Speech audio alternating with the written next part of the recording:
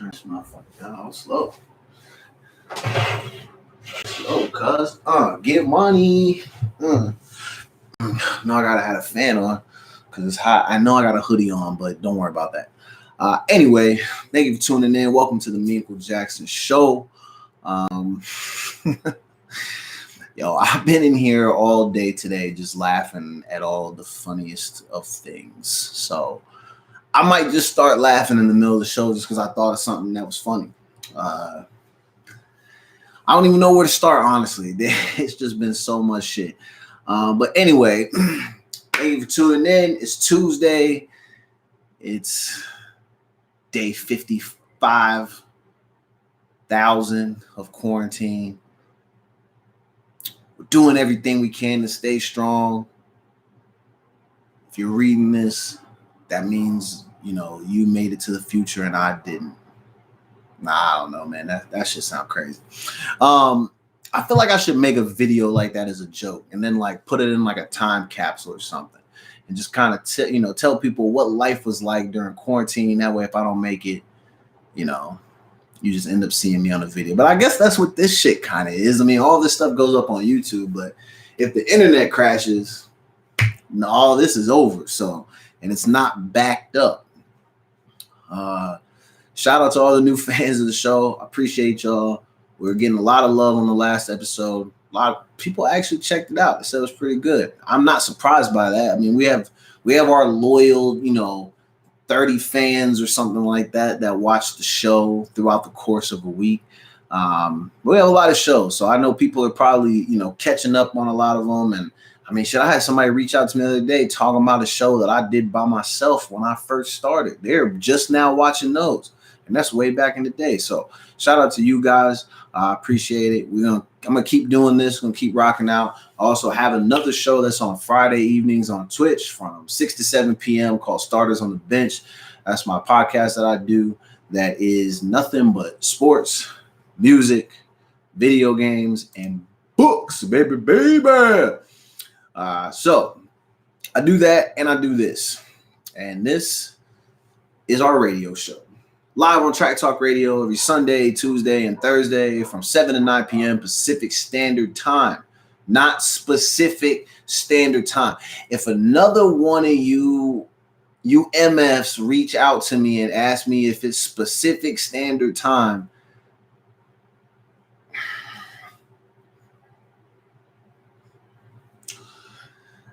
listen, I know some of y'all are adults and you're grown, but when your kids go back to school in the fall, you need to take your ass with them. That's all I'm going to say. Don't ask me if it's specific standard time. That's not a thing, all right? Anyway, let's get into the show, man. Well, we're going to start with a little bit of, whatever, because we got to intro this shit on Track Talk Radio, but they're listening to some music right now. Right now, they're listening to some old school cuts, Drake, Fancy. Did I give you guys my review on the Drake album? Shit, let's spend some time doing that. I'm going to be honest with you, man. I didn't think that shit was any good. It was okay. There were a few songs, like Losses was cool.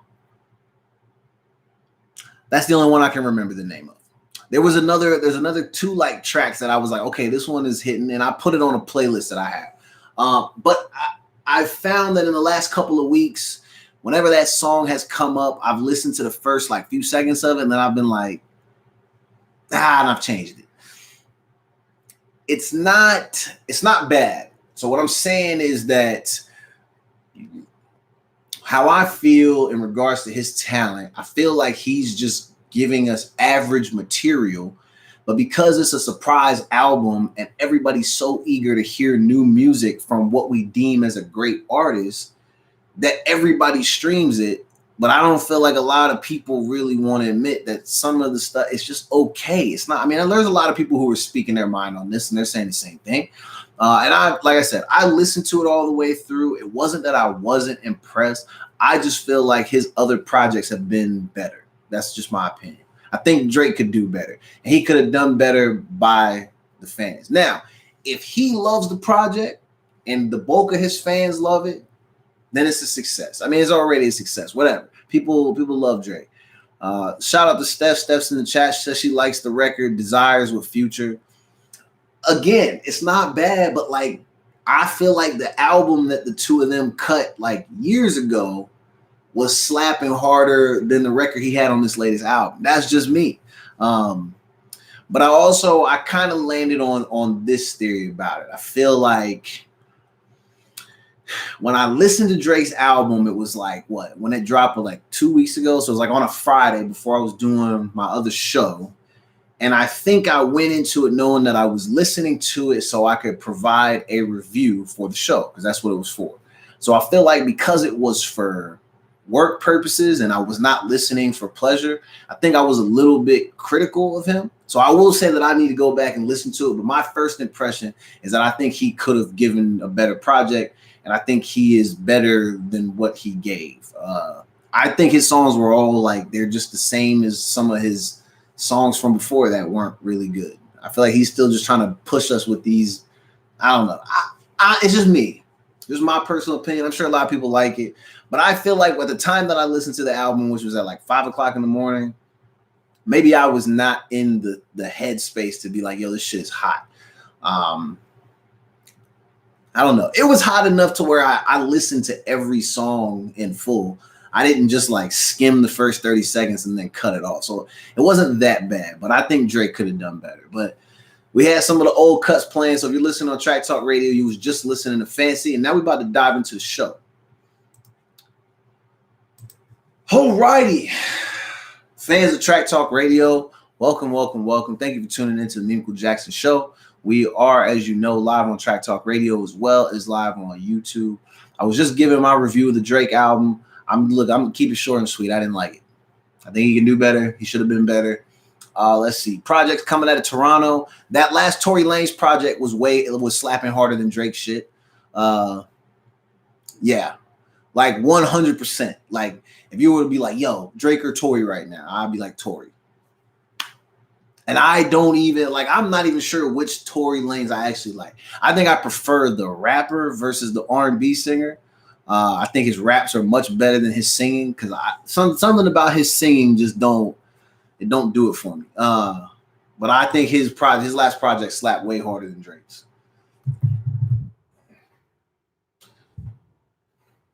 Let's see. Gosh, now I'm thinking about who else have I been listening to, because I don't want it to come off as like I'm just trying to be like, yo, F Drake, because it's not that. Like I just feel like his old projects were better, but the Tory one was good. Who else have I been listening to? Trey Songz had a new cut. That record was tough. Let's pull it up.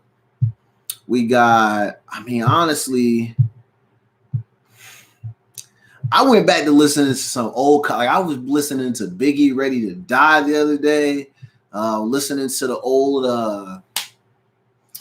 Ice Cube, like those cuts. But The Dream, if you guys haven't had a chance to go check out his latest album, The Dream had a really good project where I felt like I listened to that and I don't think I skipped a song until like maybe like the 12th or 13th record. Like his shit was slapping. No, because he only has that many on there. So like the last two were the only ones where I really was like, this shit is just okay. But his stuff from top to bottom actually was pretty good. For me, that was a big surprise because I'm not the biggest Dream fan. He has some okay cuts, but his singing is just okay to me. Oh man, his shit slaps. Let's be for real. But it's really good production. He has some good vocals and stuff like that. But these songs were hot. So I don't know, man. Like all of these are preferred projects over this Drake shit. But y'all love Drake. Devon Terrell had an EP that dropped. It's a quarantine thing. So it's called Social Distancing Together. And it only has 4 records. They're week 1, week 2, week 3, and week 4. You guys should go check that out. My man had a hot project. It's R&B, soul music. It's dope. So again, 4 records that crushed that whole Drake album. Anyway, shout out to Steph. Steph's a fan of Tory. I know people have really been vibing off his live stream too lately. I have not watched that because I don't really watch people's live streams that much. When they're on, I'm probably like at work, like looking at memes and shit like that. So, but I'm gonna start keeping in tune because I want to hear some good new music. Like I said, Tory's project was dope. Broke in a Minute, that's my cut. Tory, shout out to you for not being broke. and coming all the way from the Denny's. My nigga, I'm still broke, but your anthem gives me hope. So if my man can make it from the Denny's, I can make it from the jobs that I have. So shout out to Tory Lanez. He's a rapper / R&B singer. I don't know what is he classified as. What is he, a rapper? Somebody let me know. Is he the same as like Ty Dolla $ign? Or does Ty Dolla $ign, is he not a rapper? I thought he was a rapper. I don't know. Niggas be confusing me, bro. Everybody's just doing too much shit. So shout out to him. Dope project. Anyway, let's get into these stories. Okay, so we obviously, we're going to do some Dirty Draws coronavirus updates, but now most of these are not actually about the virus. They're about how people are acting due to the restrictions that have been laid upon us by the virus. So there's a crazy ass video, and I'm saying it's crazy because when you watch the video, it's absurd that we have people who are so upset by the fact that they're being told to wear masks when they go into public places such as stores and all that. It's crazy that they're reacting immediately with violence. Now, listen, people, I am somebody that I'm not a super fan of all this being told to stay home. Some of this stuff to me even feels a bit of like just kind of like a big joke. That's just my own personal opinion. But I'm also okay, and this is someone who has a major problem with authority. I'm also okay staying my ass at home, or if I do have to go somewhere, I'm okay with taking my mask, wearing a mask in public, because that's being asked of me if I would like to participate in activities outside of my home amongst other people. I think you guys failed to realize, at least the ones who were getting upset and then fighting people in public, and you're fighting. Well, we did a story last week where a lady got mad because a dude told her to wear a mask to go into the Family Dollar store. She went, got her husband and her son, and then they shot Buddy in the head. And then this shit is we're at Target. It'll never be cracking off at Target, I thought, because that's where all the white folks shop at, and everything is calm and like it's cool, it's breezy, man. Even the commercials make you feel good. Now we got people at Target doing people dirty because a security guard asked a guy to wear a mask. I guess the guy immediately swings on dude. Buddy's partner goes to stop it, and then that kid's brother, or maybe his friend, throws Buddy on the ground and snaps his arm in two. So now he's got a broken arm, all because somebody asked these two jokers to wear a mask in public. Maybe some words were exchanged, whatever the case may be, but they felt disrespected, and all of a sudden they want to start slapping the people that work there. Do y'all not understand? You slapped the dude who didn't make the rules. His job is to enforce them. He's paid to do that. That's why he wears the badge and those janky ass khakis and that red shirt. No offense. Shout out to Target. I worked at Target. I just didn't like the uniform. But he wears that for a reason, because he's employed by that company. They're asking you to wear a mask. That way they can keep their stores open in order to service you, also service their pockets. But if you go in there and you're wanting to shop, in order to do so, you got to wear a mask. There ain't no point in trying to stomp my nigga out in the freaking, what aisle are they on? Looks like they're right by... Oh, that's definitely the Kleenexes and shit. They probably was in there trying to steal some toilet paper, which we also got a story about toilet paper later. So don't let me forget. If you in the chat, remind me to give you my thoughts on a toilet paper incident that people are hella mad about, that I actually think is funny as shit.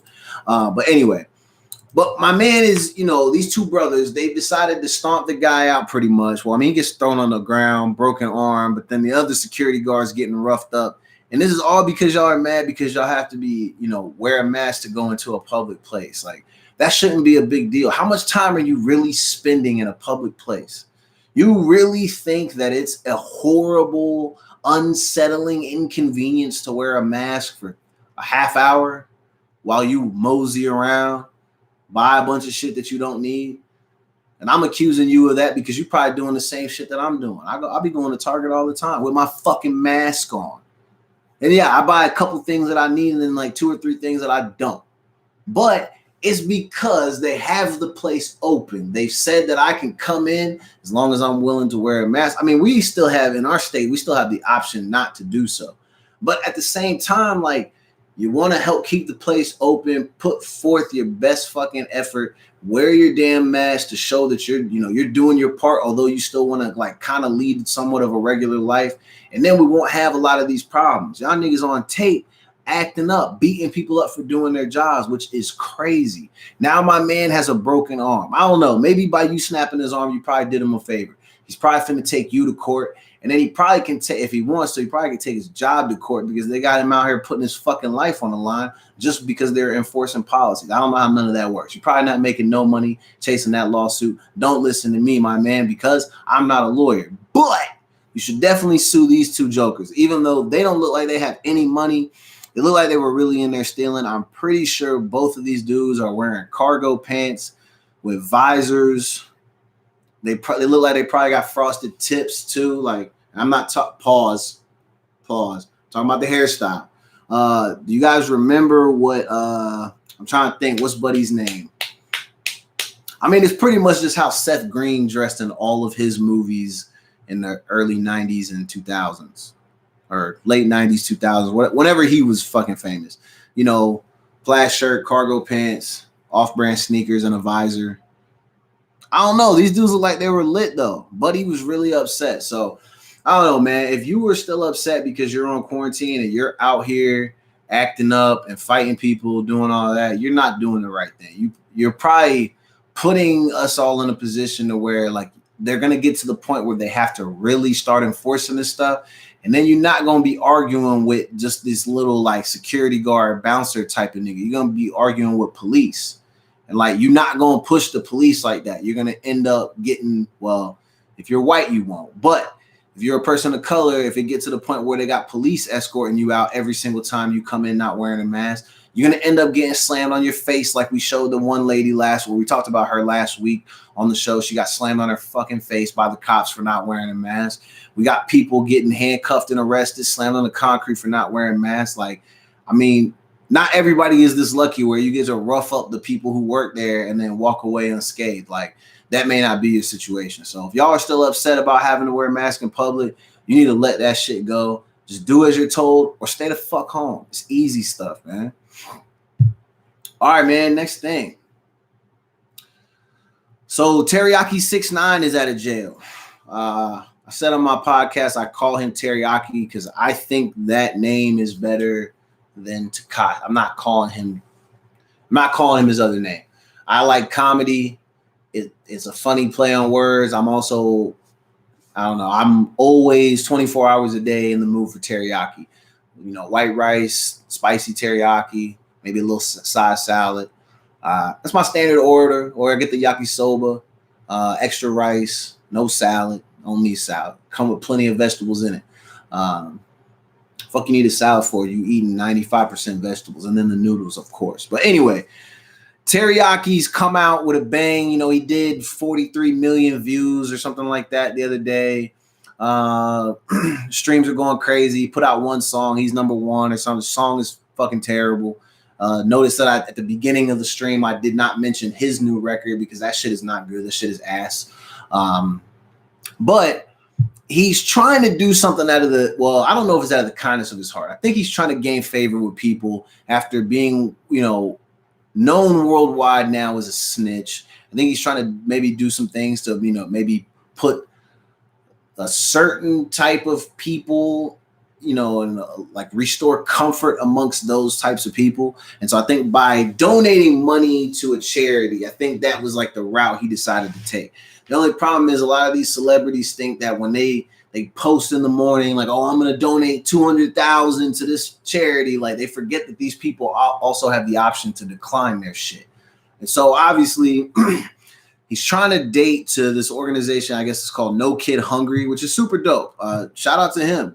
You want to give to a lot of kids. Obviously, we have a lot of kids out here who, because they haven't been going to school, they haven't been eating. And so this morning when I saw him post that he had done this, I was actually going to kind of celebrate him a little bit because I was like, oh, you know, this is a good deed. I like this type of stuff. It's dope. And we want to highlight people who try to do the right thing. And we are going to give him a little bit of props. But it is also funny that I think he doesn't understand maybe what he did. and like the persona and all that, everything, how he kind of portrayed himself, like it makes it to where when you do go try to do this, like people are declining you. So like I don't know. I think it is a little clownish that you would post in the morning that you're making this donation and like try to make yourself look real good and not actually wait until you've confirmed with the company that you're donating to that they're actually planning to accept your donation.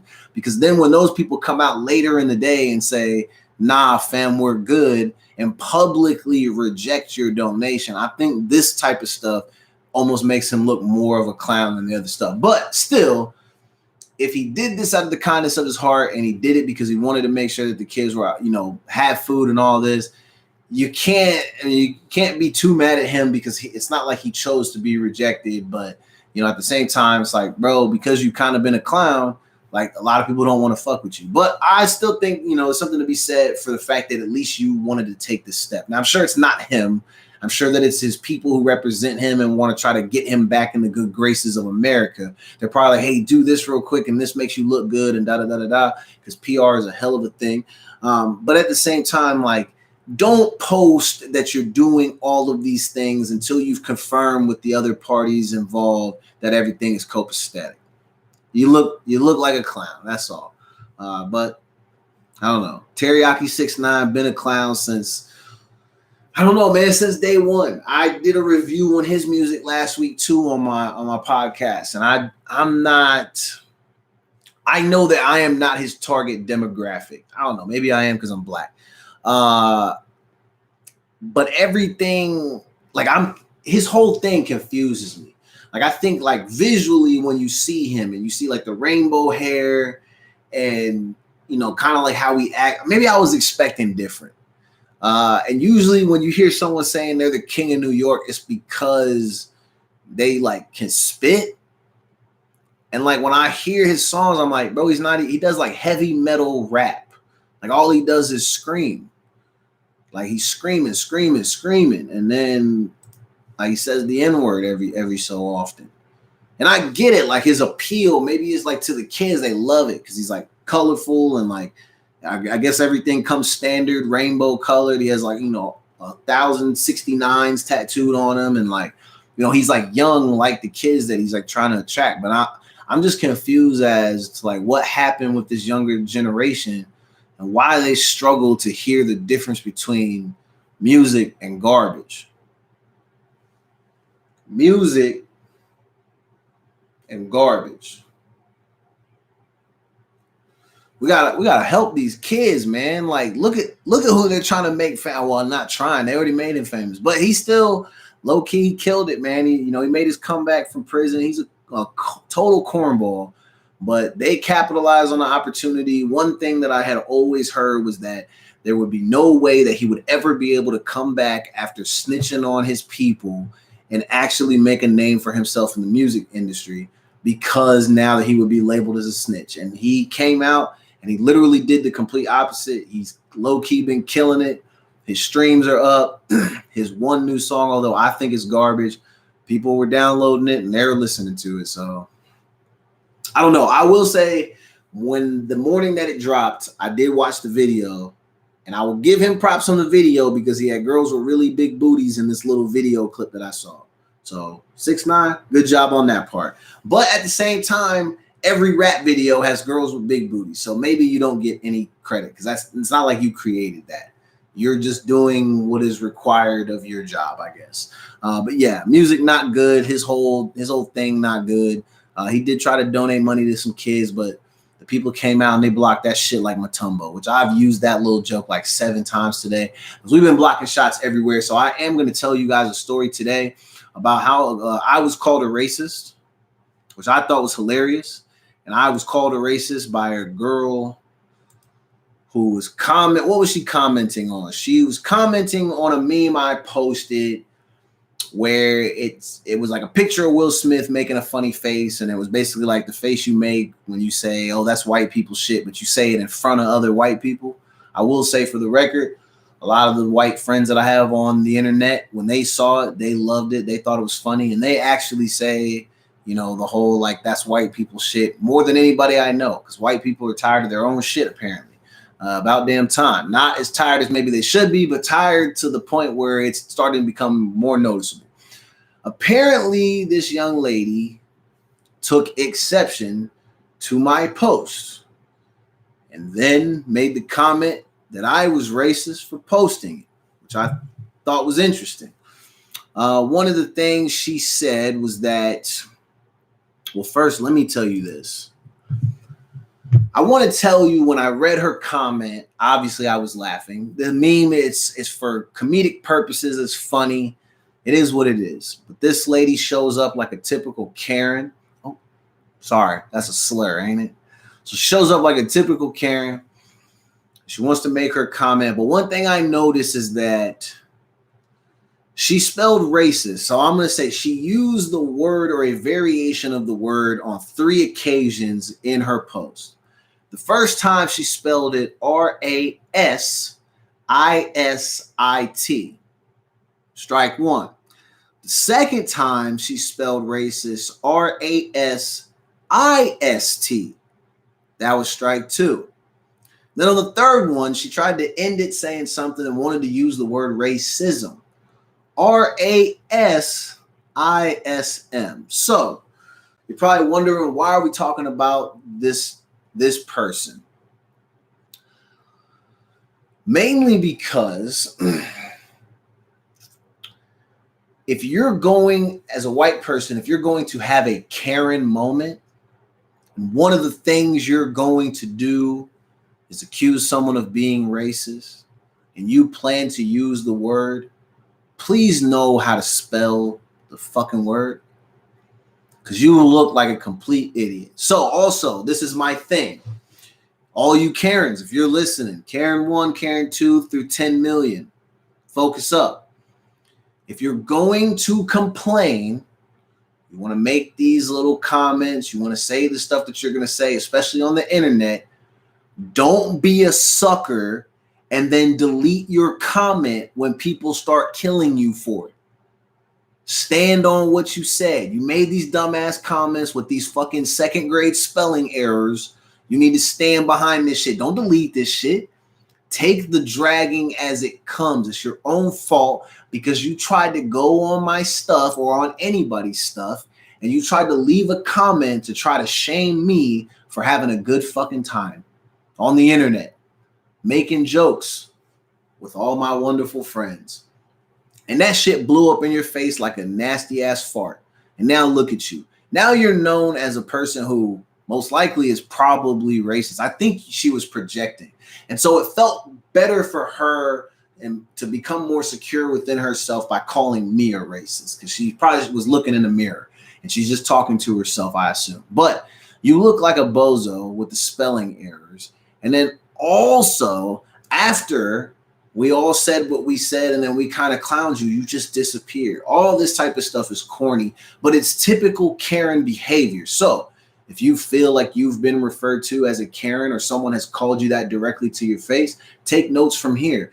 It's probably because you make bullshit claims about stuff that is non-existent, because your life is miserable. You want to feel like you are important or special to some degree. And so you feel like the only way to do that is by begging for attention. And the way to do that is by complaining about every fucking thing in the world as if it is some crazy detriment to you when it is absolutely not. Ladies, especially you white ladies, they call you Karen for all of the things that I just said. You're pathetic when you do that. Little girl, there was no reason for you to come on my shit and call me a racist because I posted a meme. Come on. I've done way worse things and have not been called that, nor do I really care about that. I'm more offended by the spelling errors. So I hope that you watch the show, because I did go back through the fan page and I saw you do like the show. So when we post an update about it, I hope that you see it and I hope you go watch it. I'm half tempted to put your name on here, but I don't really want to do that because I don't want you to try to like get me caught up or some shit like that. But you are a true Karen, and we want to salute you for being true to your brethren, your fellow Karens. Like I said, These are some of the most pathetic people I've ever seen or even heard about in my entire life. To have these people troll your pages and then get on there and make little claims like that, and then try to hit me with the "you make it worse by, sharing this meme, and you're causing racism or you're promoting it and blah blah blah blah blah." Like, God, life as a white girl must be so fucking hard. So hard. God, how do you guys get through the day? You Karen specifically. I know a lot of you are not garbage like the people that I'm speaking about. Like this wonderful idiot that we happened upon today. Again, the first word first time she used racist, she spelled it RASISIT. Racist. A rassy sit. That's how you say it. A rassy sit. I like it. And then the second time, RASIST. Almost. You almost got him. And then the third time, racism. Yep, you guessed it. RASISM.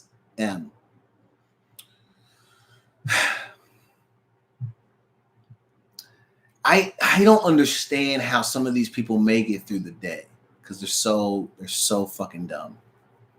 So dumb.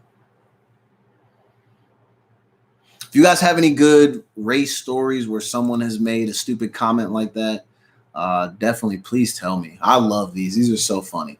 I don't feel bad for dragging this girl. We've dragged plenty of people on this show because of how they act on my Facebook page, and the stupid things that they say, the stupid things that they do. I dragged that one girl who was in my DMs as well as 20 to 30 other people on my page's DMs asking for money, and then calling the people she's asking for money broke when they don't give her money. So yeah, we dragged her for being a bum and not wanting to actually take care of her child. And don't say shit to me about, well, why'd you drag her and why didn't you empower her? We did. And we offered resources, offered to help to make sure her child was taken care of, but we still dragged her because she was fucking pathetic and she shouldn't have been doing what she was doing. And it's the same thing for this fucking girl. And then there was that other girl, the other racist girl. God, we get a lot of these. That girl was just as stupid, making dumbass comments and then freaking running away as soon as things got hot. Listen, if you are half tempted to leave some bullshit ass comment, I know, listen, freedom of speech, I want you to speak your mind and I want you to engage in conversation, but I don't want you to run when things start to get hard. Okay? That's what she said. No, that's what he said. That's what they said.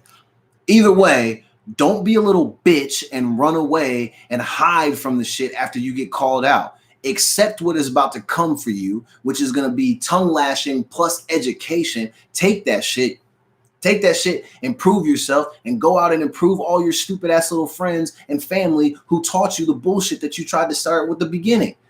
All that shit you said was pathetic. So everything you started with, we hope that when it's over, you've learned your fucking lesson. That's some of the whole reason why I do this shit. To kind of go at them, roast them, but then also help educate them. And mainly on this point, I'm educating you guys to just stop doing what you're doing. Stop acting so fake offended by everything. You're not offended by that shit. And also, don't ever look at a black person and try to say that or imply that they've started racism somehow. Come on, lady. You're white. You know your people did that. That's not a secret, okay? Don't do it. Anyway, enough of the garbage racist girl. I hope we get some updates from her. I would maybe even love for her to come on the show so she can try to defend herself. She was extremely pathetic, very stupid. And I'm just basing that just off the fact that she couldn't even spell racist or the word racism. So I keep harping on that because I was baffled at the fact that she would leave the comment that she would and then cease to engage in conversation after she got outed for being dumb and not actually knowing what the fuck she's talking about, and then calling the black people on the post racist because we were laughing at what was a funny meme. Pathetic. A true Karen. So shout out to all the Karens that's out here causing problems in a ruckus today. If you have a local Karen, make sure next time you see her, give her a big fuck you. All right. I thought this was interesting because remember when the Kobe Bryant death and, you know, all the victims aboard that helicopter, when all that happened, I was wondering when people of the pilot's family were going to come out and speak, because within hours, the first person that they were blaming was obviously the pilot. So now the family of the pilot is now blaming the passengers for the crash. And they're basically stating that they should be liable because, okay, let me read in quotes. Any injuries or damages to plaintiffs and or their descendant were directly caused in full or in part by the negligence or fault of plaintiffs and or their descendant, including their knowing and voluntary encounter with the risks involved. There's more on the quote, but I'm done reading it because I feel like, fam, that's like the dumbest shit that I've ever heard. And maybe I'm only thinking about it from one viewpoint. Maybe I'm a bit biased, but, and I don't even know if I'm blaming the pilot, but at the same time, how do you blame the passengers when there's somebody controlling the shit? And as the pilot, isn't he kind of the person in charge? I mean, I know like Kobe's a celebrity and you're not really trying to say no to Kobe, but like if weather conditions were not ideal and this was not something that you as a pilot could handle, wouldn't you just be like, nah, I don't got it today, chief. Can't even do it. And even if they want to complain, they want to get upset, you could be like, look, man, this is for your safety. I'm not trying to go up there because we could end up crashing and dying. Wouldn't that be his role, right? So if he says, of course I'll fly you guys. Hop in, let's go. Buckle up. And then he checks the rear view and he does there's probably not a rear view in that motherfucker. But, you know, just, you know, being funny, you check the rear view, check the side views, you know, everybody buckled in and, you know, you do all the things that you do like when kids are getting in the back of the car and shit. But if he does all of that and he's good with it, like, and he takes them up there, he has to know that he is basically taking on the responsibility to make sure everybody that he is flying gets there safely. It would be hard for me to look at somebody in the back seat as being the person who's at fault for my significant other or family member driving a car. Unless they went from the back, climbed over all the seats, grabbed the steering wheel, turned it, and then wrecked it. Like, and I know I just did this funny ass hand motion. I'm paused. I'm so sorry for that. But unless like some shit like that happened, it would be hard for me to imagine a scenario where I'm pointing the finger at a passenger for the reason why 9 people die or 7 people, however many people it was. That just seems outrageous. Now I know also the family has to do what they have to do because, you know, people are suing them. They got to sue back because they're not trying to lose everything, but they're also trying, maybe they do feel like, hey, this is Kobe's fault or the family's or whatever. Y'all must have been in a hurry. You weren't doing your job. You forced my man to fly. And now look, he's not here no more. I get all of that. And like I said, my heart goes out to everybody who's involved. This cannot be a fun situation at all, but it does seem a bit wild to want to like blame somebody like I don't know. That's just weird, bro. You blaming the passengers, but your man is flying. He the only one flying. Come on. He could have said no.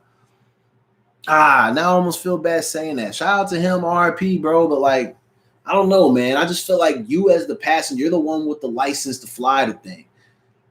If it wasn't safe, you could have just been like, no, we're not going. But I'm Kobe Bryant. I don't care nothing about that. You're not putting our lives on the line. You're not putting mine on the line. You got kids flying in here too. We're not doing that. Like I said, I don't care who it is. Even if a person want to get mad and try to get your job put on the line, if somebody is upset because you're letting them know that the reason you're saying no is for their own protection and safety to make sure that they don't die, that person is off their freaking rocker. And there really ain't nothing you could do about that. But if you would have kept him on the ground, you could have saved him. Not saying that about him, but I'm saying in the scenario I've laid out. When you have that conversation, that tough conversation, regardless of the results, if you remain firm on your stance and you say, no, we're not flying, then you're not going up there and then you end up saving lives. I don't know, just a thought. So it's weird that the suit is stating that they're blaming the victims and saying that the passengers were the ones who caused the crash. That's crazy. So we're going to see how this plays out, because this don't even sound real. Like, their response to this, like, how I don't know. I'm very confused as to how you can even blame the passengers. But I'm gonna keep you guys updated on this, because I don't want my man getting sued. I don't want a state getting sued. I don't want Vanessa getting sued. I don't want these people getting sued either. We don't know them, but like, damn, like, come on, we don't got Kobe no more. We don't got Gigi. We don't got all the other people that were on the flight. We don't have the pilot either. Like, this just seemed like one of those things where you just be like, look, this shit is hella unfortunate. Gotta put the lawsuits down. Come together. Y'all shouldn't be. This is crazy. Saying that the passengers are to blame. This feel like you're throwing salt on a wound. Man. You can't be doing this. It's crazy. All right. So before we go into break, I want to talk real quick about Ahmad. Hold up. I also want to say, and I want to actually say this person's name, because they are technically.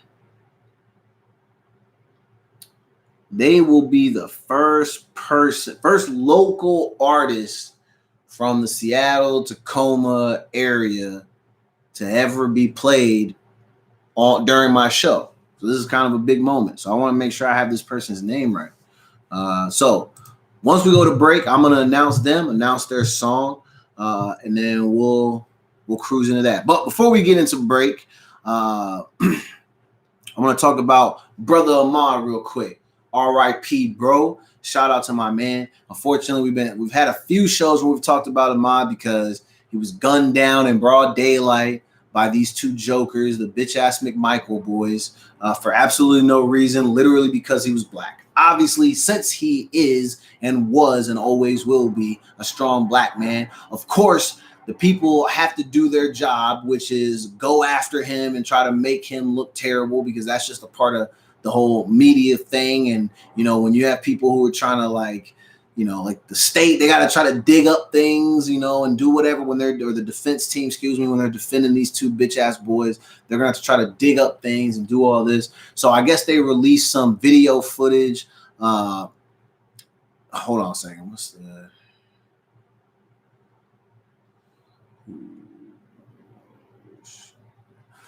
So I guess they had some video footage where while he was on his jog, he walked onto a property of a home that was being built. Now, obviously, when you watch the video, when you think about, oh, it's a home, this person does not live at this home. Oh, my God, how can he walk into the home? But one of the things that a lot of people don't know is that, in some states, and I didn't know this up until today either, because when I first saw the video, I was like, no, Ahmad, no, because this is the type of thing that they use as ammo against us, and they're going to literally try to burn you and crucify you, all because you're on tape on a security camera walking in and out of this home, even if it's not fully built, but saved by the law. Anyway, so apparently in the state of Georgia, and this apparently is what his legal team doesn't feel like he was violating or doing anything that was a violation or anything, because he's walking on an unoccupied property. So under Georgia law, the young man posed no threat nor broke any laws by going into the unoccupied property, which that's kind of like a, like I said, saved by the law type of deal, because the house is not built. People don't live there. It's not like anyone was there, and he's not in a threatening manner. And they said that he was only in there for like a minute or two. So he probably was just like getting some shade, taking a break from the run, was a little bit gassed out, and that's where he stopped. The only problem is like that might have been the thing that kind of led to his demise, because when they do the 911 calls and then they try to give their statements, they try to keep referencing these little break-ins that were happening. And I think that they saw him go over into that house to take his little break from his run. And that's probably why they went out to go do him dirty, because they're like, oh, it's probably definitely him, obviously some people might look at my comment and be like, well, see, they're just trying to protect their neighborhood. Nah, fuck that. Because even if you're trying to protect your neighborhood, you call the law, you have them come investigate. They can do the proper, go through all the procedure and do everything that needs to be done. And then they can figure out if this guy is really a criminal or if he's just somebody on a job. These people decided to take it upon themselves to follow him and then gun him down in broad daylight. That's what it is. There is no way to spin it. They killed him in broad daylight. They took his life because he was black running through their neighborhood. You don't believe that shit? Listen to the guy who makes the 911 call and think about who are the people who call the police just for little bullshit petty ass things like, oh, someone's running through the neighborhood. He literally says on the 911 call, we got a black man jogging through the neighborhood. Dispatch says, well, what is he doing? I don't know. He's just running. It's literally what the fucking guy says. So they called the cops on him because he's running through the neighborhood. Even if they're trying to say, oh, well, we had break-ins over the last couple months, so we're just being cautious. Nah, fam, that don't fly because all y'all have to do is if that's really the case, and if y'all had that shit documented, which police came out and said that they didn't, they had no calls to 911 previously when these robberies took place. They didn't do any reporting. They didn't do nothing. So if you really did feel that way, you could have called the cops and they could have came out and handled it. That's what they're freaking paid for. To do that type of shit. You being on that vigilante shit is now hopefully what's going to get y'all a lifetime in prison, maybe even the death penalty for lucky. But it also is the thing that cost my man Ahmad his life. He didn't need to die for this, all because people are scared of black people. I'm going to keep reiterating that on every fucking show until this case is closed out and these people fucking get their teeth kicked in jail. And I know it's probably wrong that I said that, but listen, I don't have no sympathy, nor do I feel bad for them because they didn't have none of that shit or feel no type of way. When they got in that truck, they loaded up those guns and they shot my man for no reason. But meme cool, 2 wrongs don't make a right. Nah, I understand that. But at the same time, an eye for an eye sometimes exists. War is necessary. Like, come on, these are some of the little philosophies of life that, a lot of people kind of hinge their foundations on. But only when it suits them. So like, we're not allowed to be mad as black people and say that this shit is unacceptable. But at the same time, people want to try to justify, well, like if they felt like their neighborhood was being robbed, they should be able to go out and handle themselves. Maybe the cops aren't doing anything. Maybe the cops aren't doing anything. I mean, that's probably accurate because a lot of cops don't be doing shit. But like that's not a pass to go out and commit murders in the street in broad daylight. And now the guy who recorded the video is begging to have his name cleared because people thought he had something to do with it. I feel like when you listen to the video, if it's him recording, you can't really hear what's going on outside the truck. You can only hear what's going on in the vehicle. Why does it sound like he's cocking a gun as if he's going to get out and fire shots too, just in case Ahmad gets away? He says that he wasn't. He wants his name cleared. I don't believe that shit. You live in a whole area where people obviously have issues with African Americans. You really trying to convince us that you're different from the people that you live down the street? This is 3 different people involved. The guy who called 911 is different from the guy, I think, who recorded it, which is different from the 2 niggas that was shooting. These are all people that live in a neighborhood. So that should tell you something about their neighborhood, how they feel about their neighborhood. They don't want black people in their neighborhood. Brother Ahmad, it's unfortunate that you had to lose your life this way. You were young too. Fuck, man, he's still in his mid-20s. Getting killed for what? And it's sad that we look at him and be like, well, fuck, man. At least he went down fighting. Because that's how, when you're young and you're black, you always think, like, if you're going to end up having to die at the hands of a fucking white man, that you want to go down swinging. You want to fight for that shit. You don't want to die like no sucker, like no fucking dog, or no shit like that. But even then, man, he shouldn't have to fucking live his life like that. That ain't cool whatsoever. Why should I have to hope that be the best part of the outcome for me? Oh, at least I went down fighting. You think my mom's going to be happy about that? You think my parents are going to be like, oh, yeah, well, at least he was fighting? Maybe. But at the same time, don't you think they'd rather have me be there for them, be a part of their lives, my friends, the rest of my family? People that I know, my co-workers. Like, come on, man. My man's life is taken away all for what? All from because of fear. Simply because of fear. You poor, pitiful white folks. Always so scared of black people, man. Poor, pitiful, pathetic, terrible humans. That's what these two people are. And anybody that helps them, helps try to justify their behavior, rocks with them, supports them. If you think that what these two guys did is cool or acceptable, you're garbage just like they are. I have no sympathy for you. Like I said, I hope your teeth fall out. Very slowly. While you eat your favorite food on your birthday, right before you eat cake, I hope your teeth fall out right before they snap a photo of you. Something like that. It needs to be something crazy that need to happen. That's still not going to be good enough. I want these two shooters to probably get the death penalty. And when I say probably, I'm saying that because I don't know if the state of Georgia actually does shoot for the death penalty. But if it's available and the prosecutors don't go for it, I'm going to be upset, man, because that's what they deserve. Swift and quick, or make it painless. I don't know. Death by 1,000 cuts. That always sounds interesting. See, if y'all watch Jessica Jones, that show, this is where I feel like Kilgrave's power would come in handy.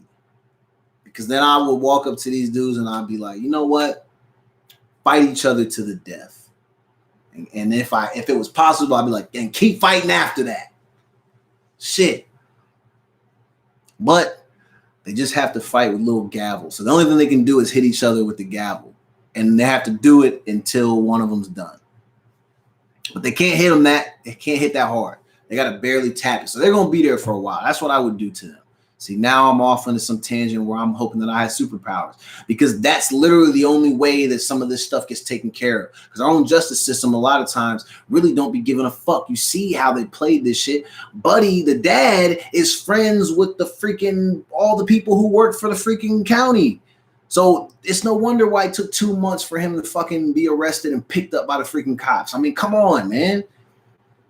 Every day we see something different where anybody of color is just getting such a short end of whatever stick they are drawing from, whatever set of sticks they're drawing from. They're always getting the short end, and it's caught on tape. And then we see how these people get treated. You mean to tell me you got a videotape of 2 of your citizens murdering another one of your citizens, and you really looked at this and was like, yo, well, that's my man on the tape. Well, it's okay. Let's just not say anything. And if it comes up, maybe we'll have to do something. But for now, it'll be cool. I'm not really going to press for like any real charges because, I mean, you told us that you thought he was a burglar. And so since you thought that he was a burglar, I mean, I guess we just have to say it's okay. It sucks that he got killed, but, that's kind of his own fault for maybe being someone who maybe was a robber. It's okay, guys. They didn't even do nothing until we found out that they didn't do anything, and then we put pressure on their ass. It's pathetic, man. So anyway, we will continue to monitor this case. It's very sad. Obviously, you can tell I'm frustrated, but I'm very passionate. But one thing, I was having a conversation today. I'm going to close it out with this. I was having a conversation with a good friend of mine today, and I was letting her know that one of the things that I want to try to stop doing is stop just using this as a way to just rant about things. Obviously, I still plan to bring all this stuff up every single chance I can possibly get, but we want to do more things to educate, and I actually want to find ways that way I can actually do things, have tangible goals, and actually show real support for people who have movements already in place to help put a stop to a lot of this shit. I am somebody that I can speak from experience when it comes to this, being treated differently due to race and police brutality. And I can speak to that experience the same way that probably millions of my black brothers and sisters can.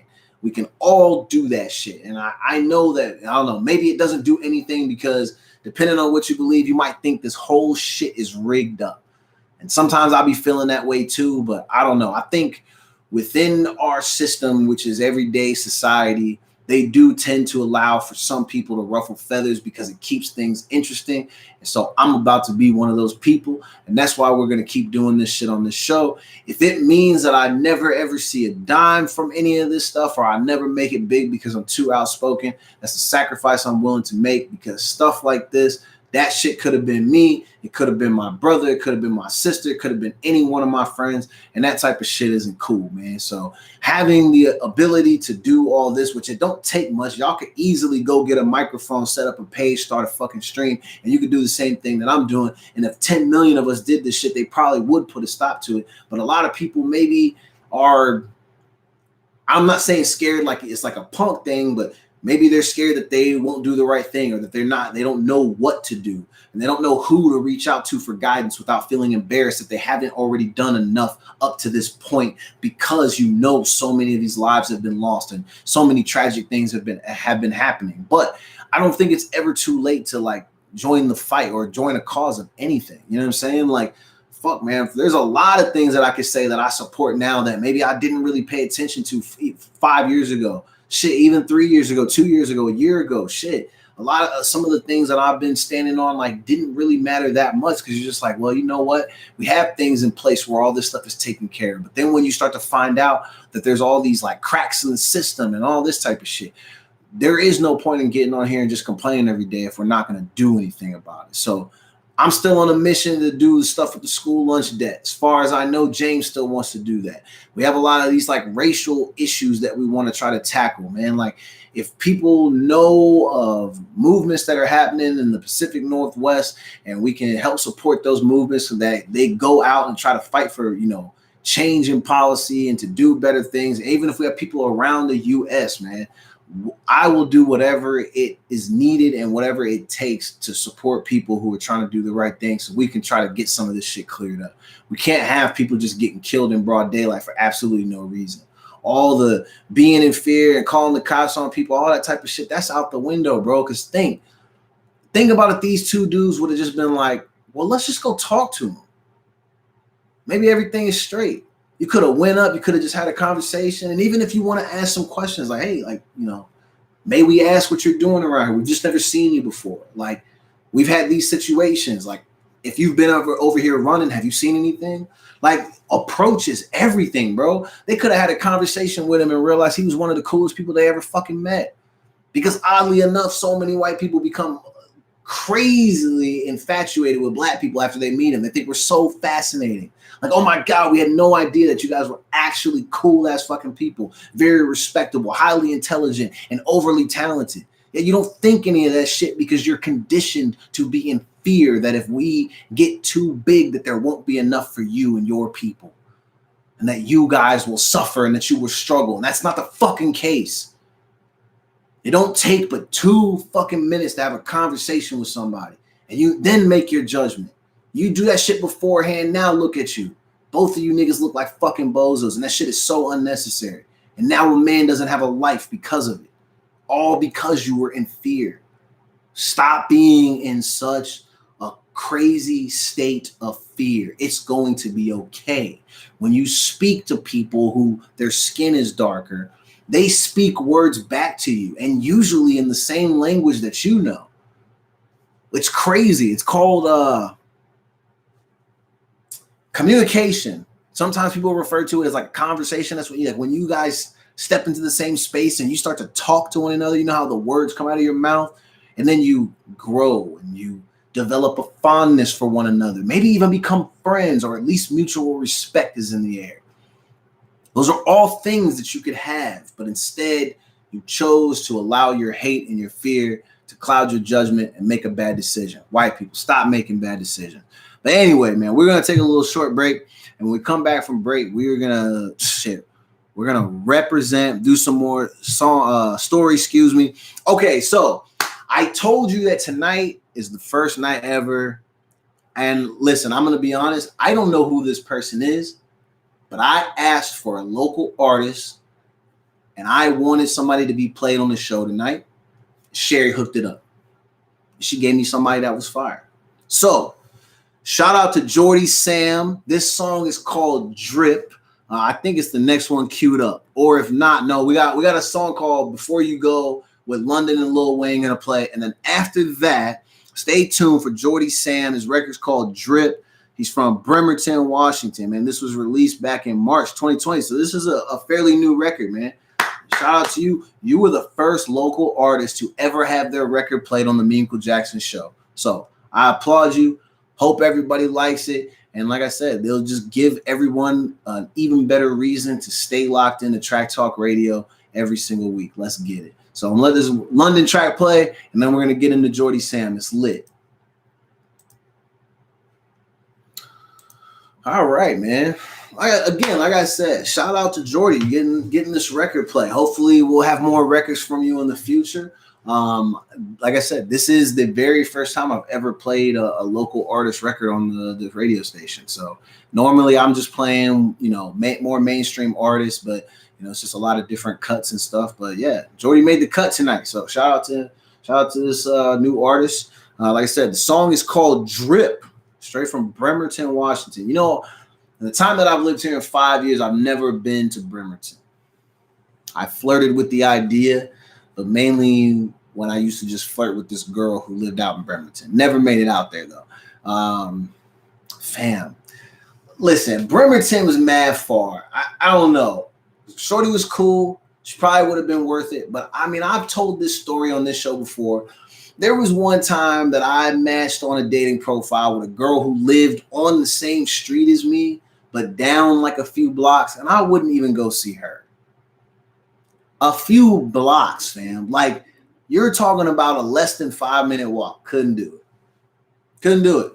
I wasn't feeling it that much, but it was crazy. Like, so Bremerton was mad far from where I stay at. I live in Renton. I don't really even know how far Bremerton is. I just heard you got to take a ferry, or you can go the long way, which is through janky ass Tacoma. Again, I call it janky because the potholes on the road and the traffic is so terrible. Although things have been pretty light now since we're in quarantine mode. But as that shit starts to fade away, man, we're going to be back to all this bullshit traffic. So you know what? I need all y'all to stay at home. All right? Stay at home. Don't leave your house. Don't get in my damn way. Because I've liked how the traffic has been lately. It's been nice and light, and it's been comfortable. I haven't been as mad when I've had to go to dusty ass Tacoma, which I got to go there on Friday. Damn, I don't like going out there. But shout out to anybody that's from Tacoma. If you're from Tacoma, you want to come on, you have a record that needs to be played, you want to do an interview, well, listen, reach out to Sherry. Sherry's the CEO of Track Talk Radio, boss lady. You let her know, she'll let me know. We'll get you set up. Shout out to Tacoma, but not the traffic or the roads. I hate that shit. All right. Sorry, I'm just texting because we like on break right now. You know what I'm saying, man?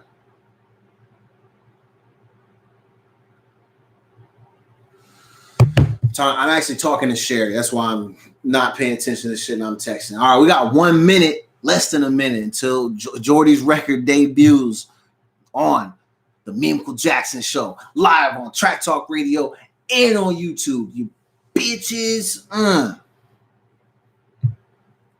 Yo, what if this record was like, yo, F this dude, Meaningful Jackson. He sucks, his show ain't cracking. It's lacking. Needs to be more blacking. That would be lit. Which, it's funny. I was adding new music to the show, and I actually have on my iPod a diss track that somebody made about me. And I've been tempted to cue it up and put it on here and play it. So maybe on Thursday's show, I will play the diss record that was made about me. I think that will be lit.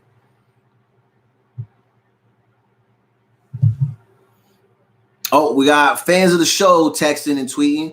Markel's asking if we saw the video of Ahmad. Yes, I did see the video. And that was like the good thing about it is when they first said that he was on like a surveillance camera, like walking around a house, you see where he literally kind of just goes like into the garage. And that's why I think because he probably was a little bit warm from his run. Remember, it's the South, so it's still hot down there. So he's out on his jog. He's probably sweating and he probably just ducked in real quick to take a break.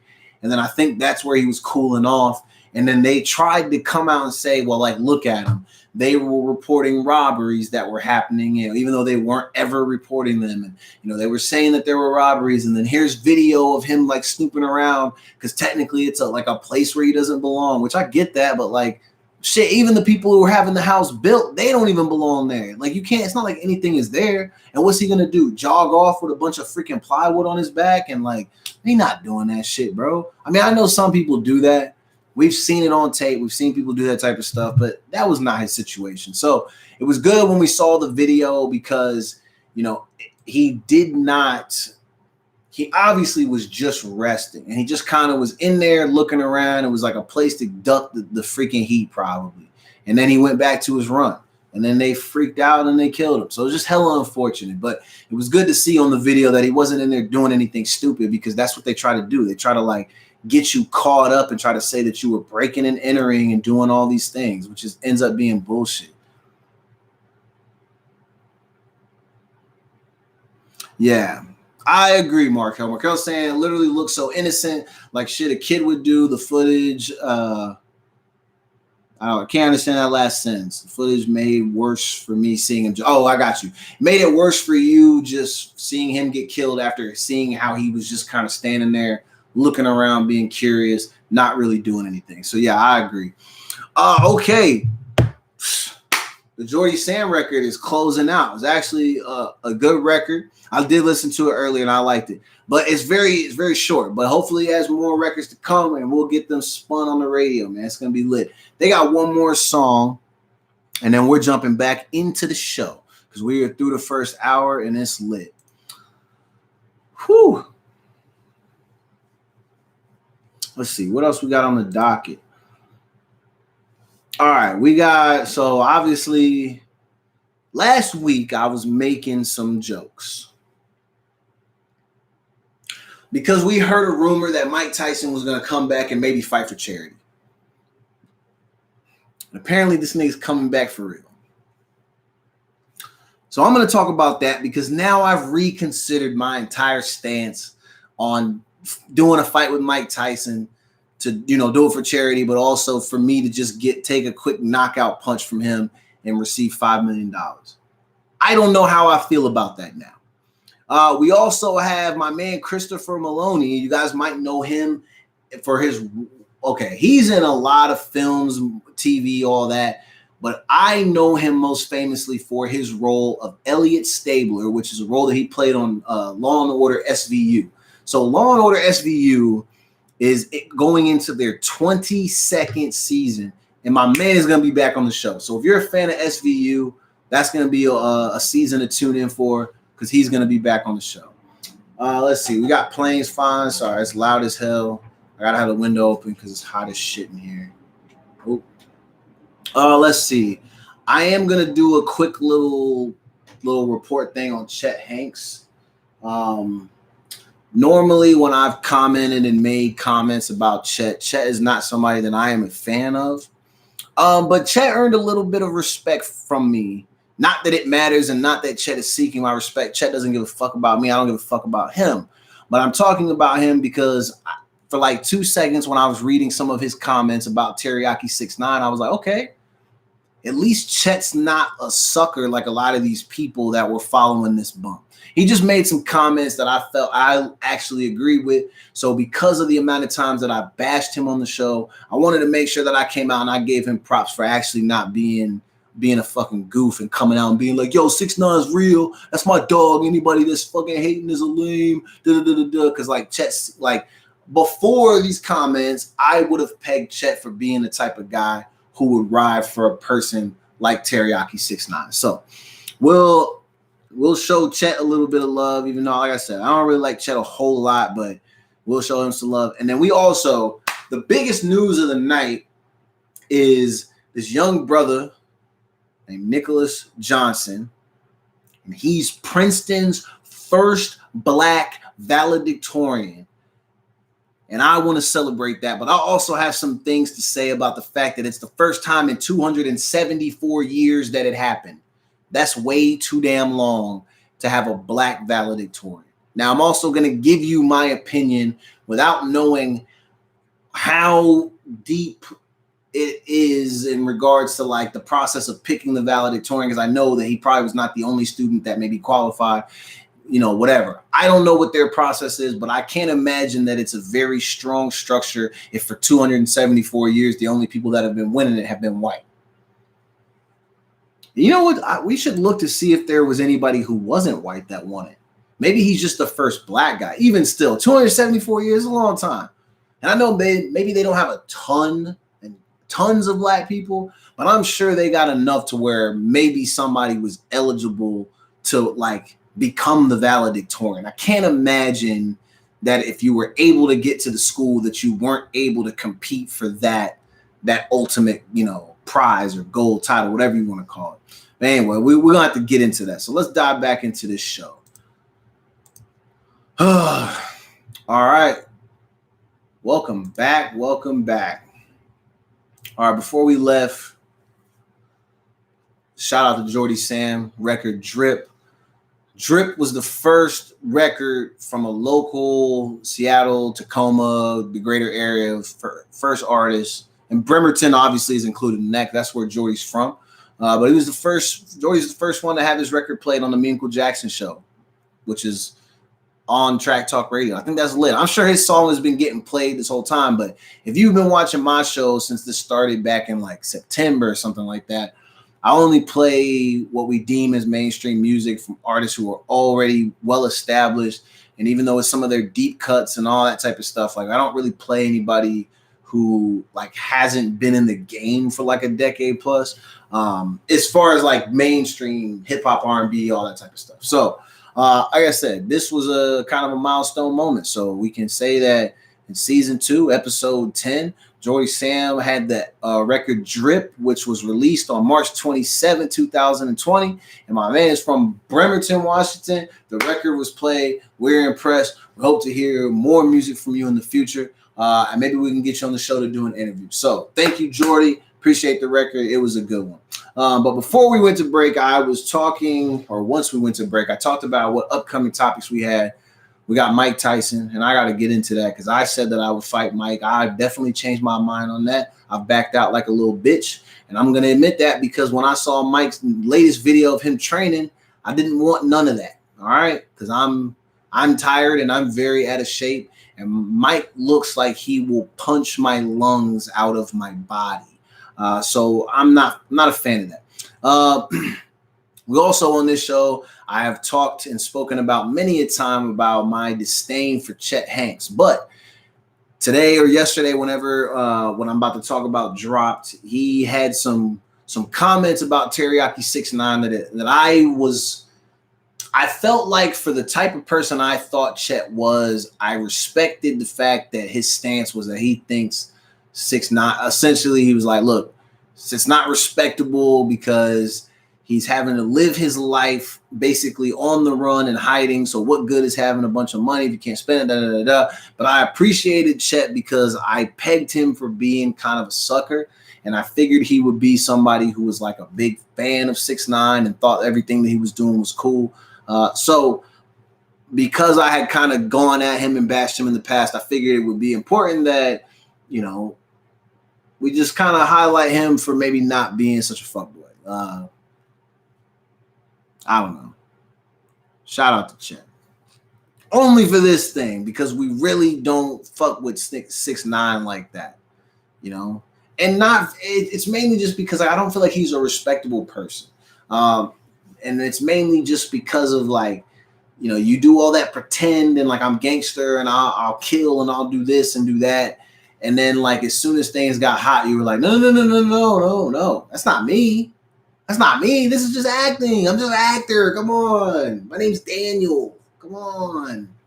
I'm cool. I wear my shirt tucked in my Lee jeans and shit. Like when I'm not on camera, like I feel like that's his whole swag, and I mean, it's cool. Like if that's you, but be you, bro. Like you do all that wild shit, like all that talking crazy and then like you got like all these people like kind of caught up and like, I don't know, people just aren't really a fan of that. I don't care about that part so much, but I don't like all the pretend like I'm just like a badass dude and da-da-da-da-da. And then when shit got hot, you were actually really a sucker. So like I said, we're giving Chet props because Chet also agreed that he was a sucker. was interesting that there was something that Chet and I agree with. Maybe I jumped to conclusions on Chet. I don't know. But maybe in the week I'll probably be like, Chet's a loser again. I don't know, but probably not. Shout out to Chet. Let's see. So let's get into this real quick. Mike Tyson. Okay, so on last week's show, or one of the shows last week, maybe it was 2 weeks ago, and I was not joking, because I've always said that, because basically, like, boxing has purses and all of that. And a lot of times niggas be walking away with 3 or 4 million. I've always said that I would get in the ring and let Mike knock me out for like millions. And it used to be kind of a low number until you start realizing that single digit millions is not a lot of money. When you think of, you got to pay a trainer, pay a management team, all these things, there's a lot of bills. And so my tag went up a little bit. I moved it up to, like, I think it was like 5-10 million. I would take a punch for him. But a lot of that has come down to the fact that it was mainly because I didn't know when I would wake up out of the coma. And so I wanted to make sure there was enough money to cover any hospital expenses, because my broke ass don't have insurance. And so I wanted to make sure all hospital expenses were covered. And that way, when I got out, I would still hopefully have millions. But you can't actually predict a coma, so there's no guarantee that I would actually live if I fought Mike Tyson. In my joke but / serious scenario, I was pitching this as like a charity thing, because we had heard a report that Mike was planning to come out and do some charity boxing things, just to kind of, still go a little bit. The day following that, we saw that Tyson Fury's dad kind of came out and challenged Mike Tyson to a fight. Old man, sit your stupid ass down. Mike is going to knock your ass out if that happens, because apparently this whole time Mike's actually been training to make a real comeback. I almost wonder if now, when they did the whole like, oh, he's gonna come back for charity thing, if maybe they were just doing that to get a gauge and to get a sense of where people were at with it. And I think once they debuted this other little video that dropped yesterday or today, whatever, of him boxing and going hard with with his little sparring partner, whatever they were working out, it looked kind of scary. And then he said he tried to hit us with the Michael Jordan. He says that he's back. I'm interested to see who Mike would end up fighting and how that would look with a person who, I think most of the boxers we have boxing now are all under the age of 35. If I'm wrong about that, I will say at least 40. I don't think anybody's 40 or older. And I think Mike is still classified as heavyweight. So his real only options for like really good fights that we would care about are going to, be Anthony Joshua, Deontay Wilder, Tyson Fury. And I'm wondering, do we think Mike can like withstand that based on the fact that he is, essentially he's significantly older than all of them. And I know it's different because when you watch the videos, Mike's sparring with a guy who just has the equipment on the pads. And I know he's hitting and he's hitting hard, but it's different when that person's returning fire. So this is also a story that we're going to have to keep track of, because I want to see how this develops, because I know he still looks like he can punch hard as hell, but I don't know if he can still punch hard as hell while he's, also absorbing blows from an opponent, because that ultimately is going to slow you down and put you in a weird space. So I don't know, man. I will not be offering myself up to fight Mike anytime soon. Like I said, I don't know if they offer 10, 15 million, like sure. But when I watch that video of how he's punching people, bro, you're not coming out of that coma. And if you do, you're coming out with brain fucking damage. There's no way, if you haven't been in the realm of boxing, a regular civilian would not be able to step in and take a punch to the jaw or to the head from that guy. He's going to probably knock your shit off your shoulders. Crazy. But shout out to Mike. I'm a big Mike Tyson fan. Shit. If my brother's watching this, hey, if Mike Tyson come back, dog, we need to go to the fight. Hook me up, bro. It'll be a dream come true. Like, remember when we tried to go to that Floyd Mayweather fight back in like 2015, and we wasn't going to do it because the seats were crazy expensive. We wasn't trying to pay 10 racks to sit up at the freaking top where you couldn't see nothing. But a Mike Tyson fight may not be that expensive. So listen, call your people. Try to hook that up. I got my money ready. Let's go. All right. Anyway, so our next story, Nicholas Johnson. And yeah, I was talking to somebody and I was making jokes earlier about how I wish his name was like super really like, like a hardcore, deep African name. Only there's nothing wrong with his name being Nicholas, but I only wanted it to be that. That way, anybody from Princeton, when they have to name someone who's been a valedictorian, they have to say my man's fucking name in its entirety. And I think the name I gave him was Laquanius Tyreek Johnson, valedictorian of Princeton, 2019-20 school year. I think that would be lit. But, I mean, his name is Nicholas Johnson, which is super dope. But you know how sometimes white folks be acting. They can find a way to finesse that to convince the world that this person was white. They could do that if they want. But I hope they have more class and respect than that, and they would allow him to take this opportunity, which is the first time in their 274-year history that they would have a black valedictorian. So shout out to my man. Much props to you, Nick. Very, very good job. Let's go. Let me look at the article. I'm going to tell you what my man is majoring in, because I remember reading it earlier, or having it read to me, excuse me, and I was like, yo, this shit is crazy. But he's pretty sharp. Let's see. So, Johnson was an operation and financial engineering concentrator. Princeton describes the ORFE program as providing strong technical grounding in statistics, then some other word that I've never heard of, and then optimization. And yeah, I'm not saying that because I'm not as sharp as my man. That's why he goes to Princeton, and I went to a whole handful of community colleges to try to play basketball, and that never worked out. So you see, my man is elite. I'm very elite, but in my own respect, I'm not Princeton elite. And that's okay, because I would not have made it at Princeton. Let's see. But the Princeton girls would have loved me, though. Yo, what's up, baby? Let me cheat off that test real quick. I like your glasses. Anyway, Johnson's senior thesis involved a community-based preventative health intervention to reduce obesity in Canada using high-performance algorithms. I like that. So after graduation, he will spend the summer as an intern for D.E. Shaw Group and begin his PhD studies at Massachusetts Institute of Technology in the fall. Damn. Previous internships for Johnson include developing and implementing a novel optimization technique at Oxford University. This brother's smart. That's all we're going to say about this. This brother is smart. I love this shit. Like I said, make sure that you say his name. They're going to hold a virtual commencement ceremony on May 31st, 2020, and an in-person ceremony will be held sometime in May of 2021, and that's dope. Hell yeah. Congratulations, King. Let him know. It really does not outline what his majors are in here, but none of that shit matters.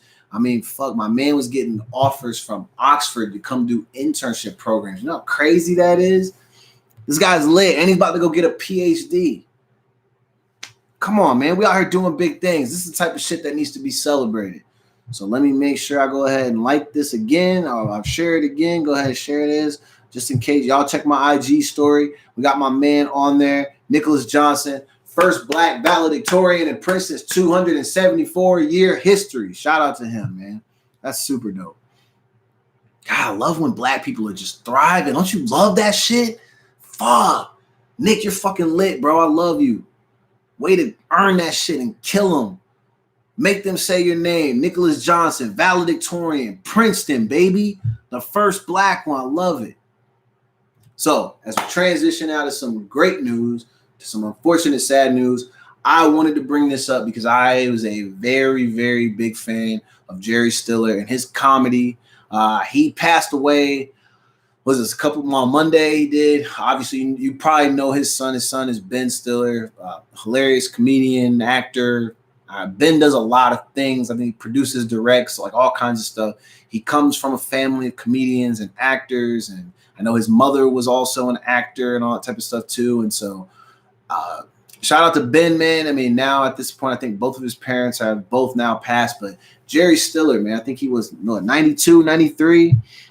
92 years old. My favorite character of his, if you have ever seen King of Queens with Kevin James and Leah Remini or Remini, whatever her name is, excuse me.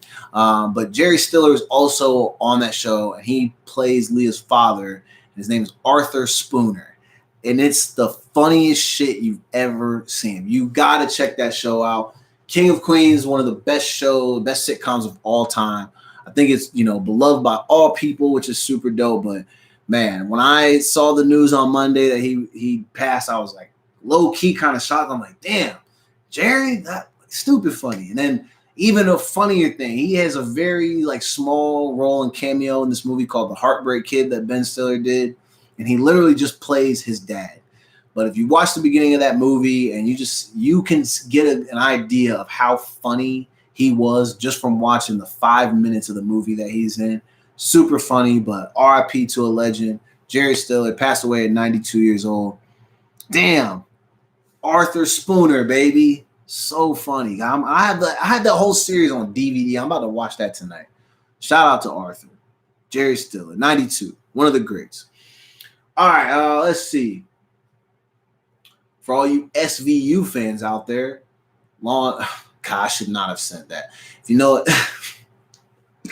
SVU stands for Sexual Victims Unit. And so I literally just said for all you Sexual Victim Unit lovers out there. That's not what I meant. Law and Order SVU. So they have a show. This show's been on for 20 plus years. They're entering into their 22nd season.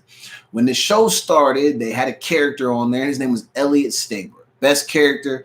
He was, what's-her-name's partner. He left the show for whatever reasons. I think, difference of opinion, whatever. My man was too wild. He was really wilding out on the show, which I wouldn't be shocked because you're literally on a show where you're dealing with sexual assault every single day. Even if you are an actor, just hearing the stories and being close to even just the pretend world of that, if you obviously feel like how we should all feel, where that type of stuff is disgusting, it's heinous, which is even in the intro, if you believe that shit should make you uncomfortable. So I could see how maybe at a job he would blow a gasket. And maybe he's somebody who's already has a reputation of being tough to work with. Who knows?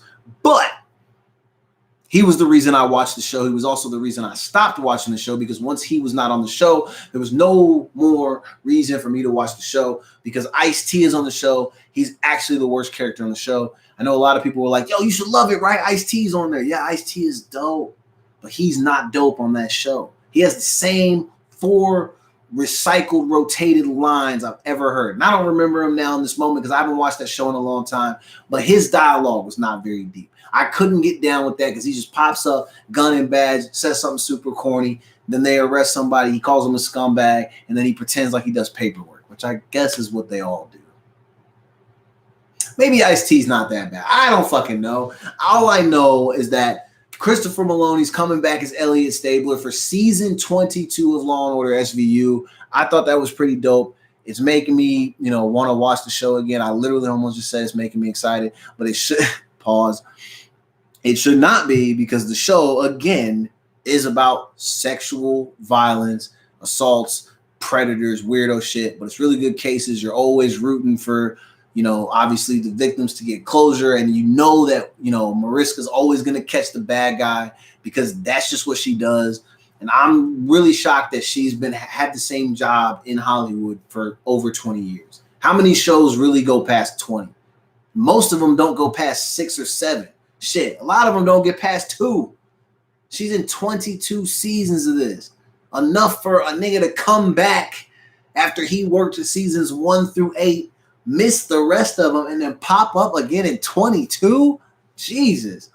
It's crazy, man. But I don't know when that's dropping, but hopefully pretty soon. Let's see. Let me find the article. We're going to get it popping. Oh, I think that's the one I have on Facebook. Yeah, I don't know when that's. I think it's in 2021 maybe. But either way, it's going to be a dope show. All right, let's see. You want to know what's crazy? We got a story of a Staten Island nurse who apparently is being brought up on charges because she tried to swipe a coronavirus patient's credit card. So it says Staten Island University Hospital nurse has been accused of stealing the credit card of a former COVID-19 patient while he was hospitalized. Danielle Conti, 43, stole the credit card from 70-year-old Anthony Carapano while he was being treated at the hospital for COVID-19, according to the New York Police Department. I'm saying it with the accent because I'm just trying to represent New York to the fullest. You know what I'm saying, son? You gotta read it in that accent, son. Let's see. His daughter, Tara, claims that several items were missing from her father's things when she went to go pick them up, including his cell phone, two cell phone chargers. You have one cell phone, but you brought two chargers for the same cell phone. Two cell phone chargers, his eyeglasses, money, and a buzzer. So you brought your own buzzer to the hospital? Don't the beds have buzzers attached to them? Their shit's not good enough? Maybe you deserve to be robbed. Conti used the credit cards on April 9th for $60.23 worth of gas and groceries. She noticed, so the guy's daughter, Tara, noticed that the charges on her father's Amex bill and had found the charges odd since he always paid for gas in cash. She then realized the charges occurred while he was fighting for his life at the hospital. Due to the pandemic, no visitors are allowed. Therefore, that means the hospital employee stole my father's credit card.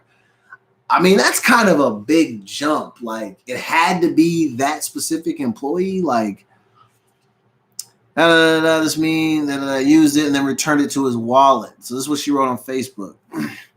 Damn. So for over $60, Conti's facing charges of grand larceny. Why it says petty larceny and then obviously possession of stolen property. Conti was issued a desk appearance ticket to appear in Staten Island court at a later date. Damn. Oh, snap.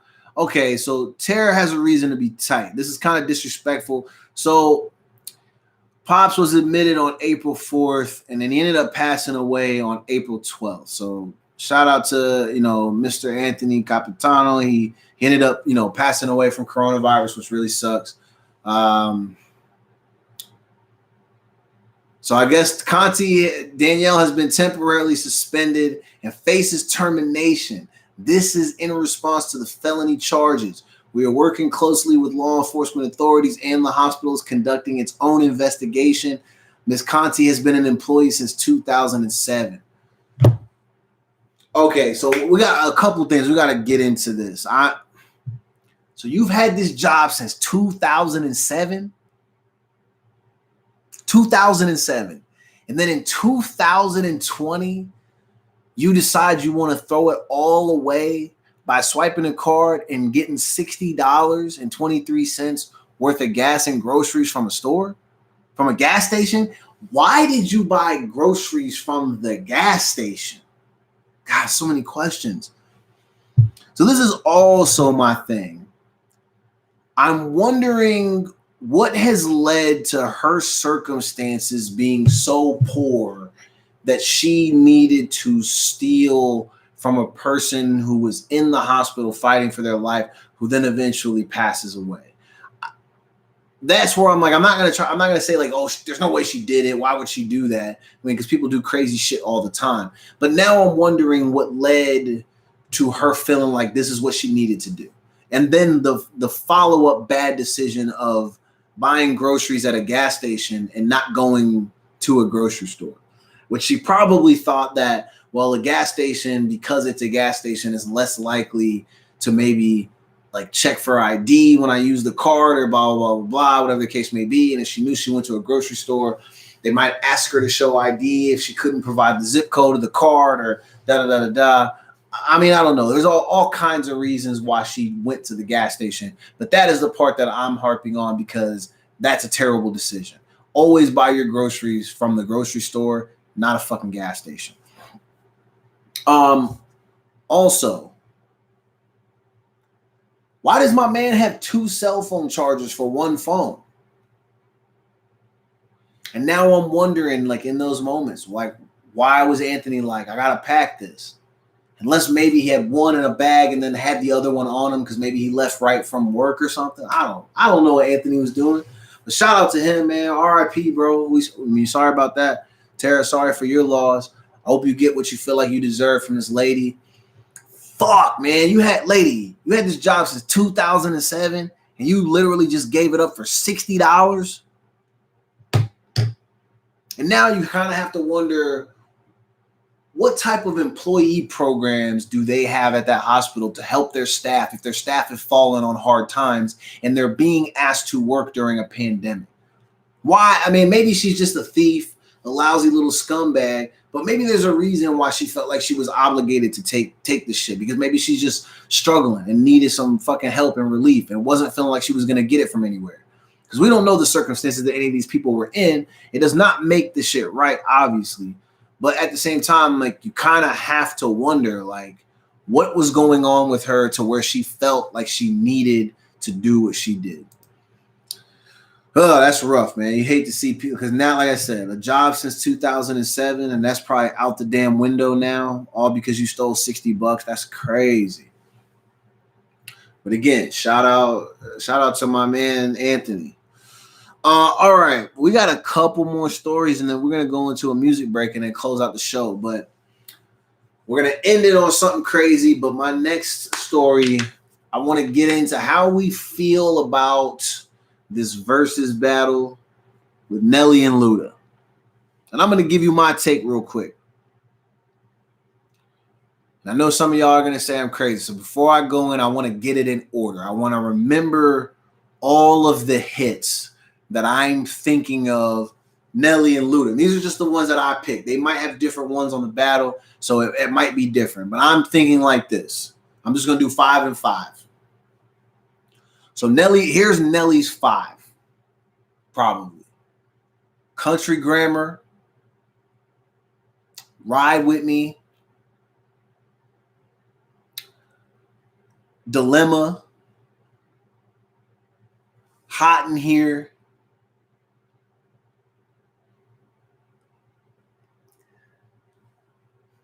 and maybe I don't know.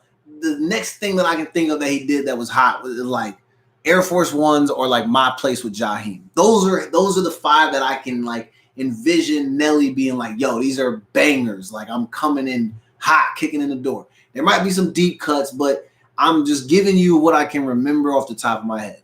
And then we'll go to Ludacris, okay? So you're going, let's just start with the first one. Southern Hospitality. That kills all 5 of the Nelly records that I named. What's Your Fantasy? Kill all 5 of them.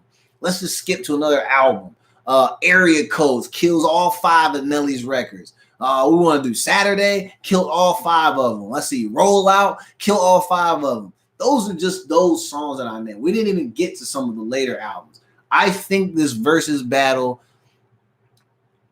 I don't think it ends well for Nelly. I think it will again make people want to go back and listen to the old records. So obviously streams go up for everybody. But I think overall, Ludacris,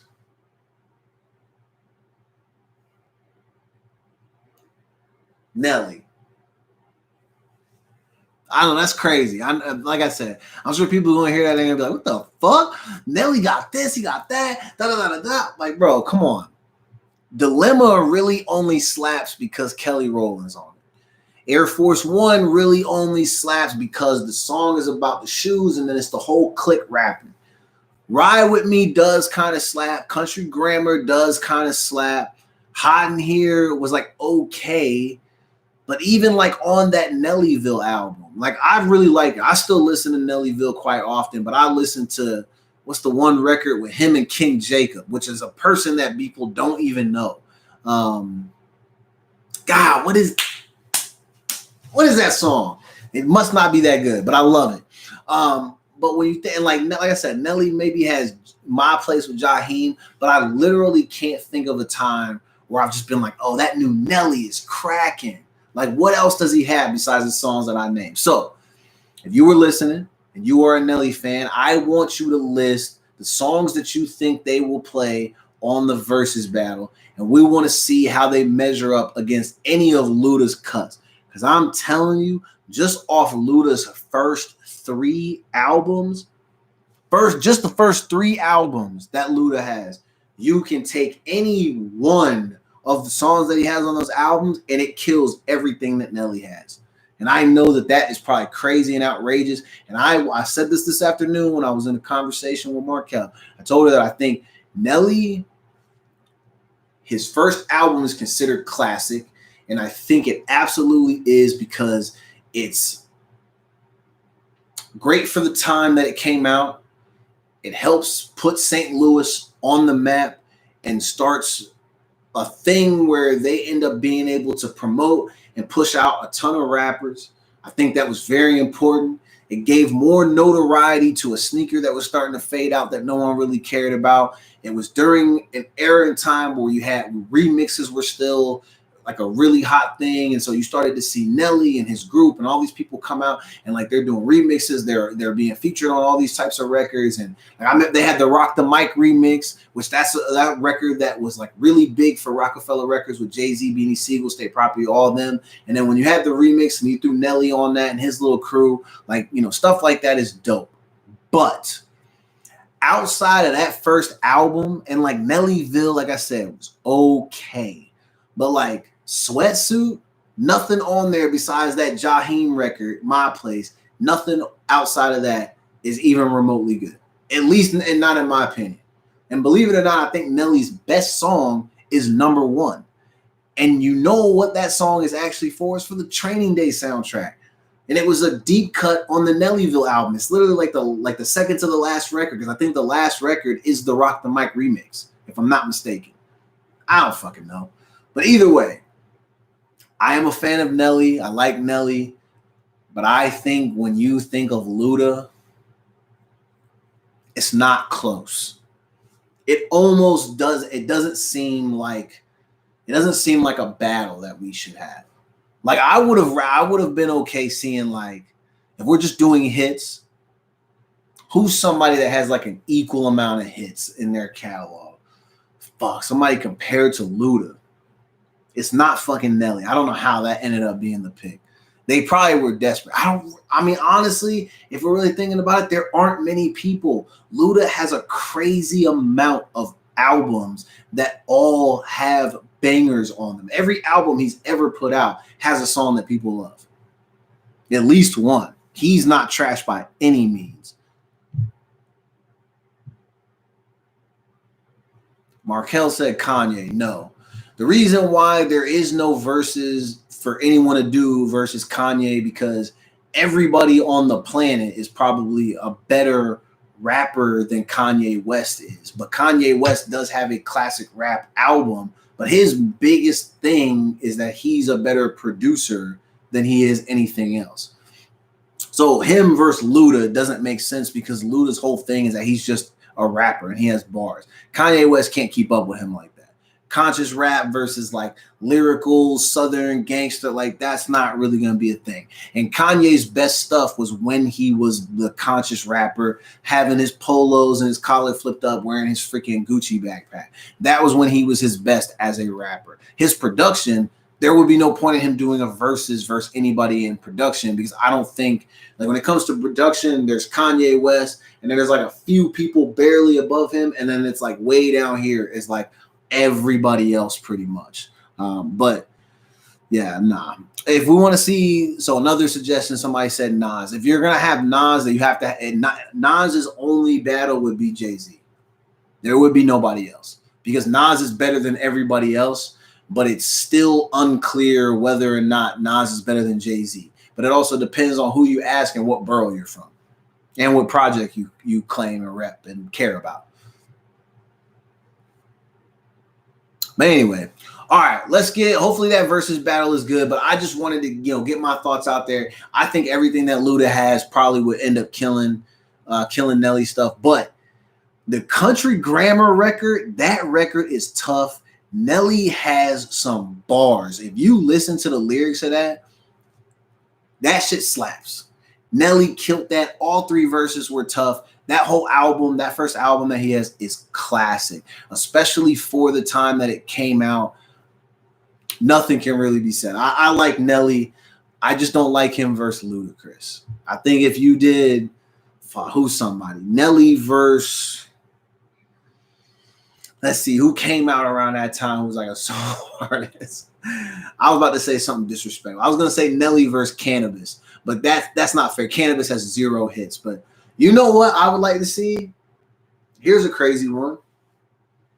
Errors and all that is aside.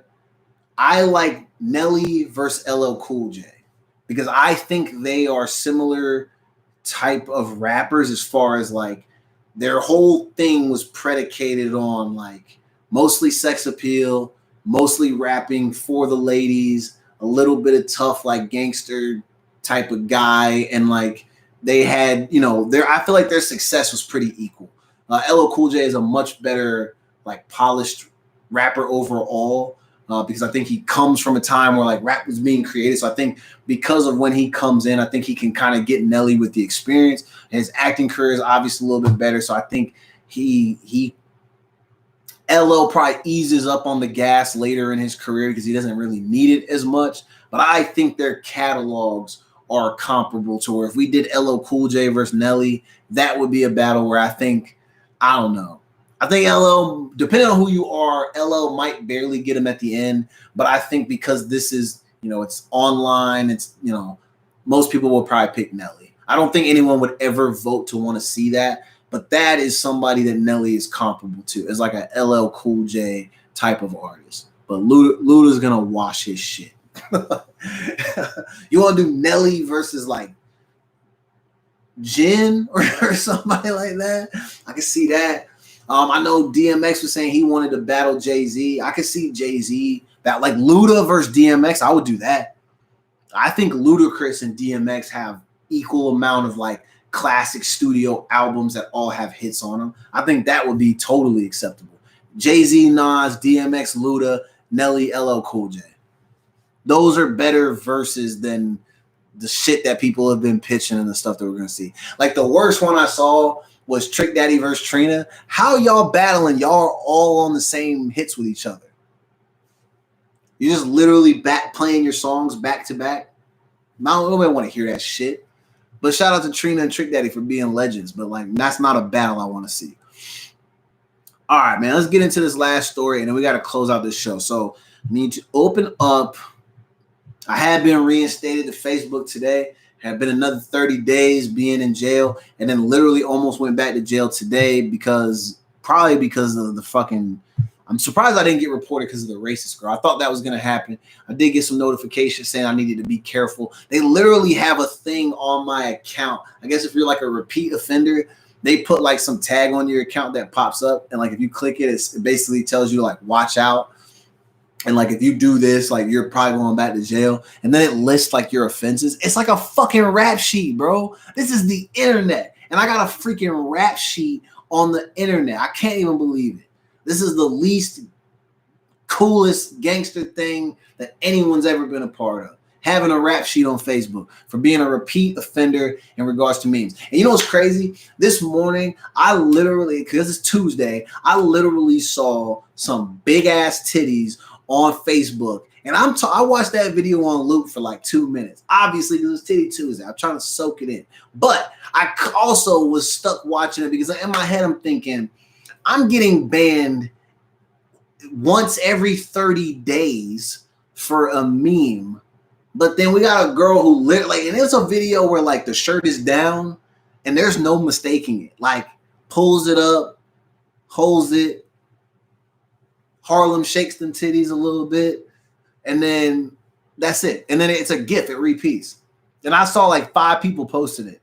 And I'm like, my nigga, I just posted a meme about somebody just getting close and sniffing an ass crack, and now I'm about to go back to jail for 30. I don't understand it. But anyway, I'm back on here today, so I'm scrolling, obviously doing my thing, and then what do I see? I see one of the craziest headlines that I've seen in a while. So I'm going to read this story. I'm hoping that this shit is not true. So this says that an Indianapolis cop allegedly beat his wife so bad that her eye came out of socket. So I hope this is not true. So disturbing court records show that Jason D. Norman, 41, charged on Friday with counts including felony domestic battery and criminal confinement after allegedly abusing his wife on several occasions. Oh my God, poor lady. Let's see. Damn. So Norman's wife, who lost her right eye in February, couldn't recall details from the day of the injury, but told investigators of the bruises on her legs and broken nose she sustained during previous beatings. Jesus fucking Christ, man.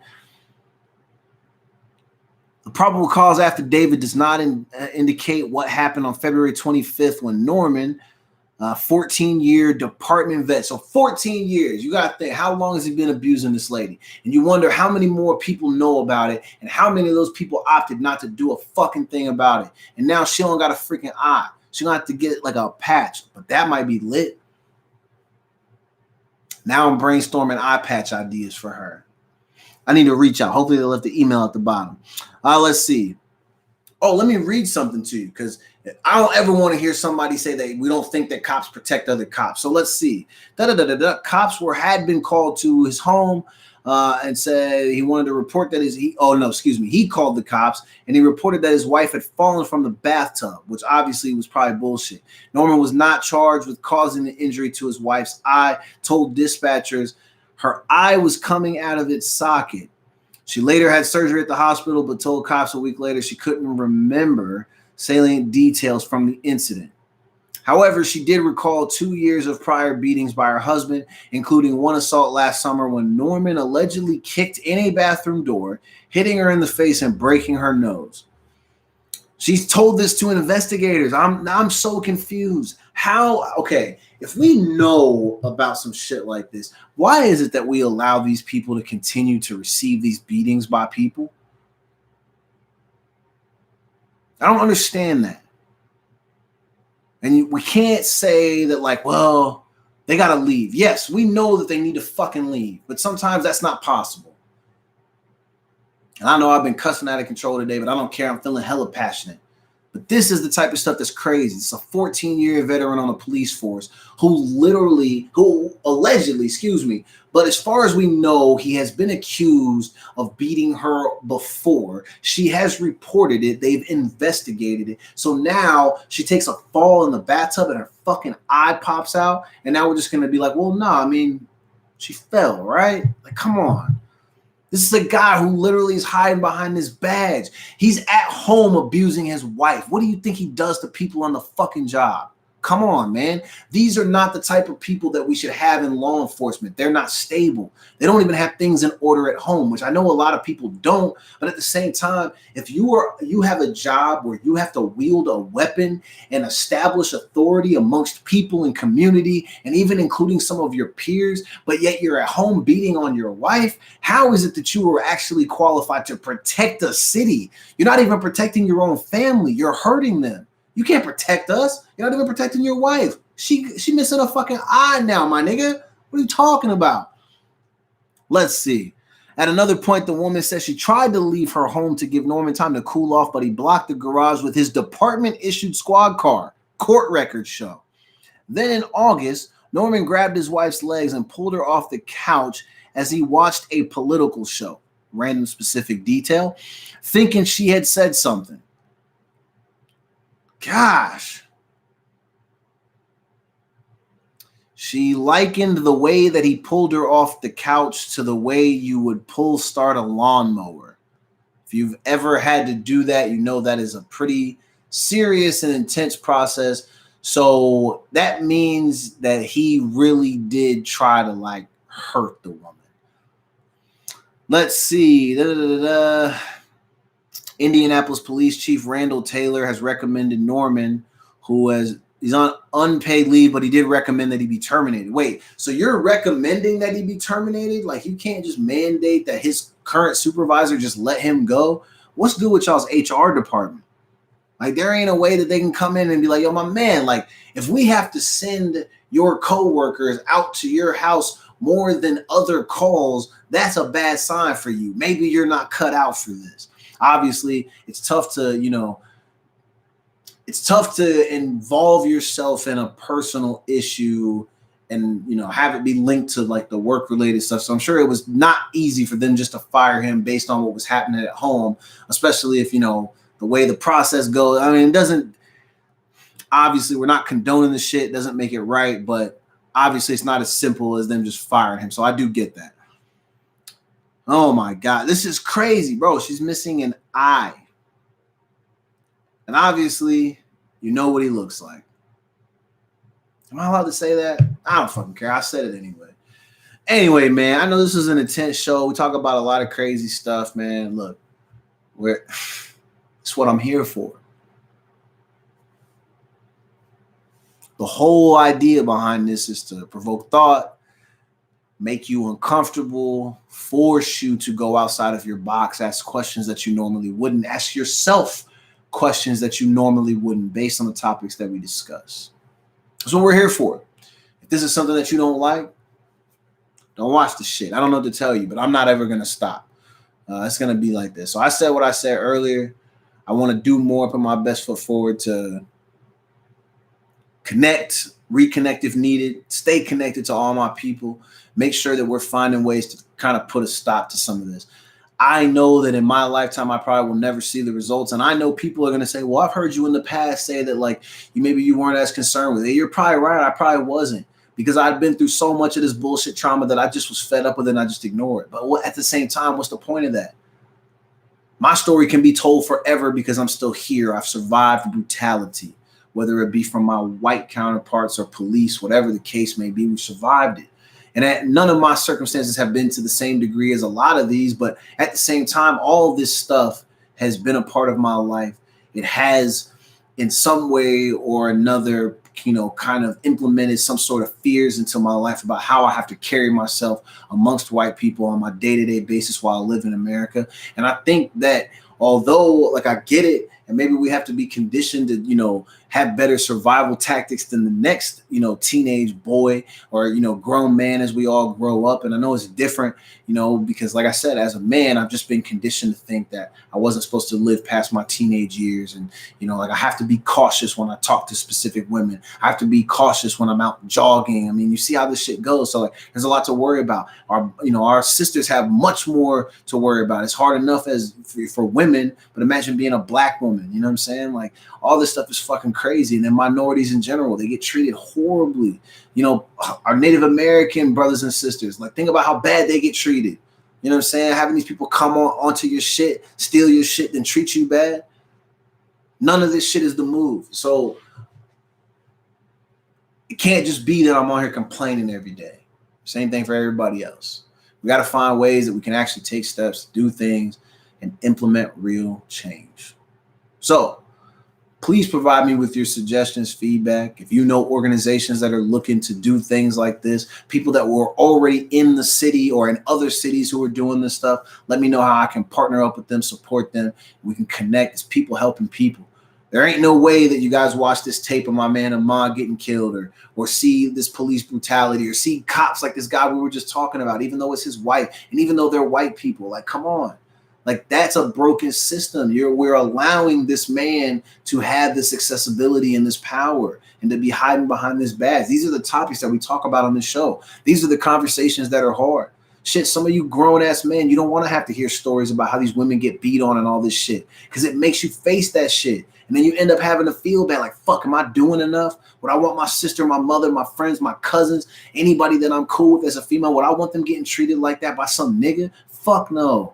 You don't want that shit to happen, but at the same time, what are you doing to help prevent it? Are you raising awareness? Are you speaking out? Are you helping people when you see this shit in public? Are you doing anything other than just recording video and leaving funny comments in hopes to get likes so you can get famous on the internet? What are you actually doing? What am I doing? Right now, the answer is kind of really nothing besides trying to educate. And because of the job that I work, where I do work with and help and mold and shape young minds, I try to teach them about this stuff, try to help them fill their survival kits so that way they can function in life and make it. But at the same time, is that enough? Because how are we educating our adults?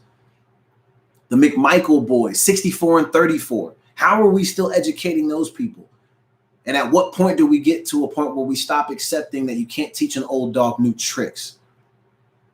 I get it to some degree. Some people are set in their ways, but at the same time, I think if you're hoping to be successful living here for the long term, you have to be open to the idea of change and difference and the idea of all types of people from all walks of life. You can't be out here feeling like it's just you and yours that are the only ones that matter.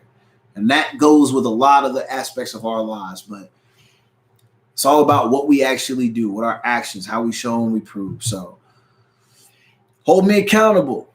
If you feel like I should be doing a little bit more, let me know. Obviously, everything is within reason. Don't be on here giving me a hard fucking time because you're not actually going to know what I'm really doing because, you know, most of us, we're still going to be strangers until the end of time. But I'm going to try to be as transparent as possible and make sure that the efforts, it's not for shine for me. It's just to show like, hey, this is what we're doing. Feel free to jump on this shit with us and help. The more people that help, the better results that we get. It's like that with everything. You know that. So this is how we're going to continue to grow, man. Thank you for tuning in to the Me and Uncle Jackson show. It's lit. Shout out to Jordy Sam, Bremerton, Washington, man, having your record Drip played for the first time. You are the first local artist to be played on the Me and Uncle Jackson show. That's a proud moment, man. I appreciate you letting me play your record. I hope you get a lot of views and stuff like that as you are on Track Talk Radio and as your career develops. And, you know, hopefully if you get some fans from this show, that would be lit, man. So, you know, keep pushing. We support you in your music and your drive and your hunger and ambition. And we look forward to having you on the show soon. Thank you for watching, man. We'll be on next week. This is the Me and Uncle Jackson show. Stay tuned. We got more shows coming up on Track Talk Radio, and I got more shows coming up later this week, man. We'll check in. It's been real. I love y'all.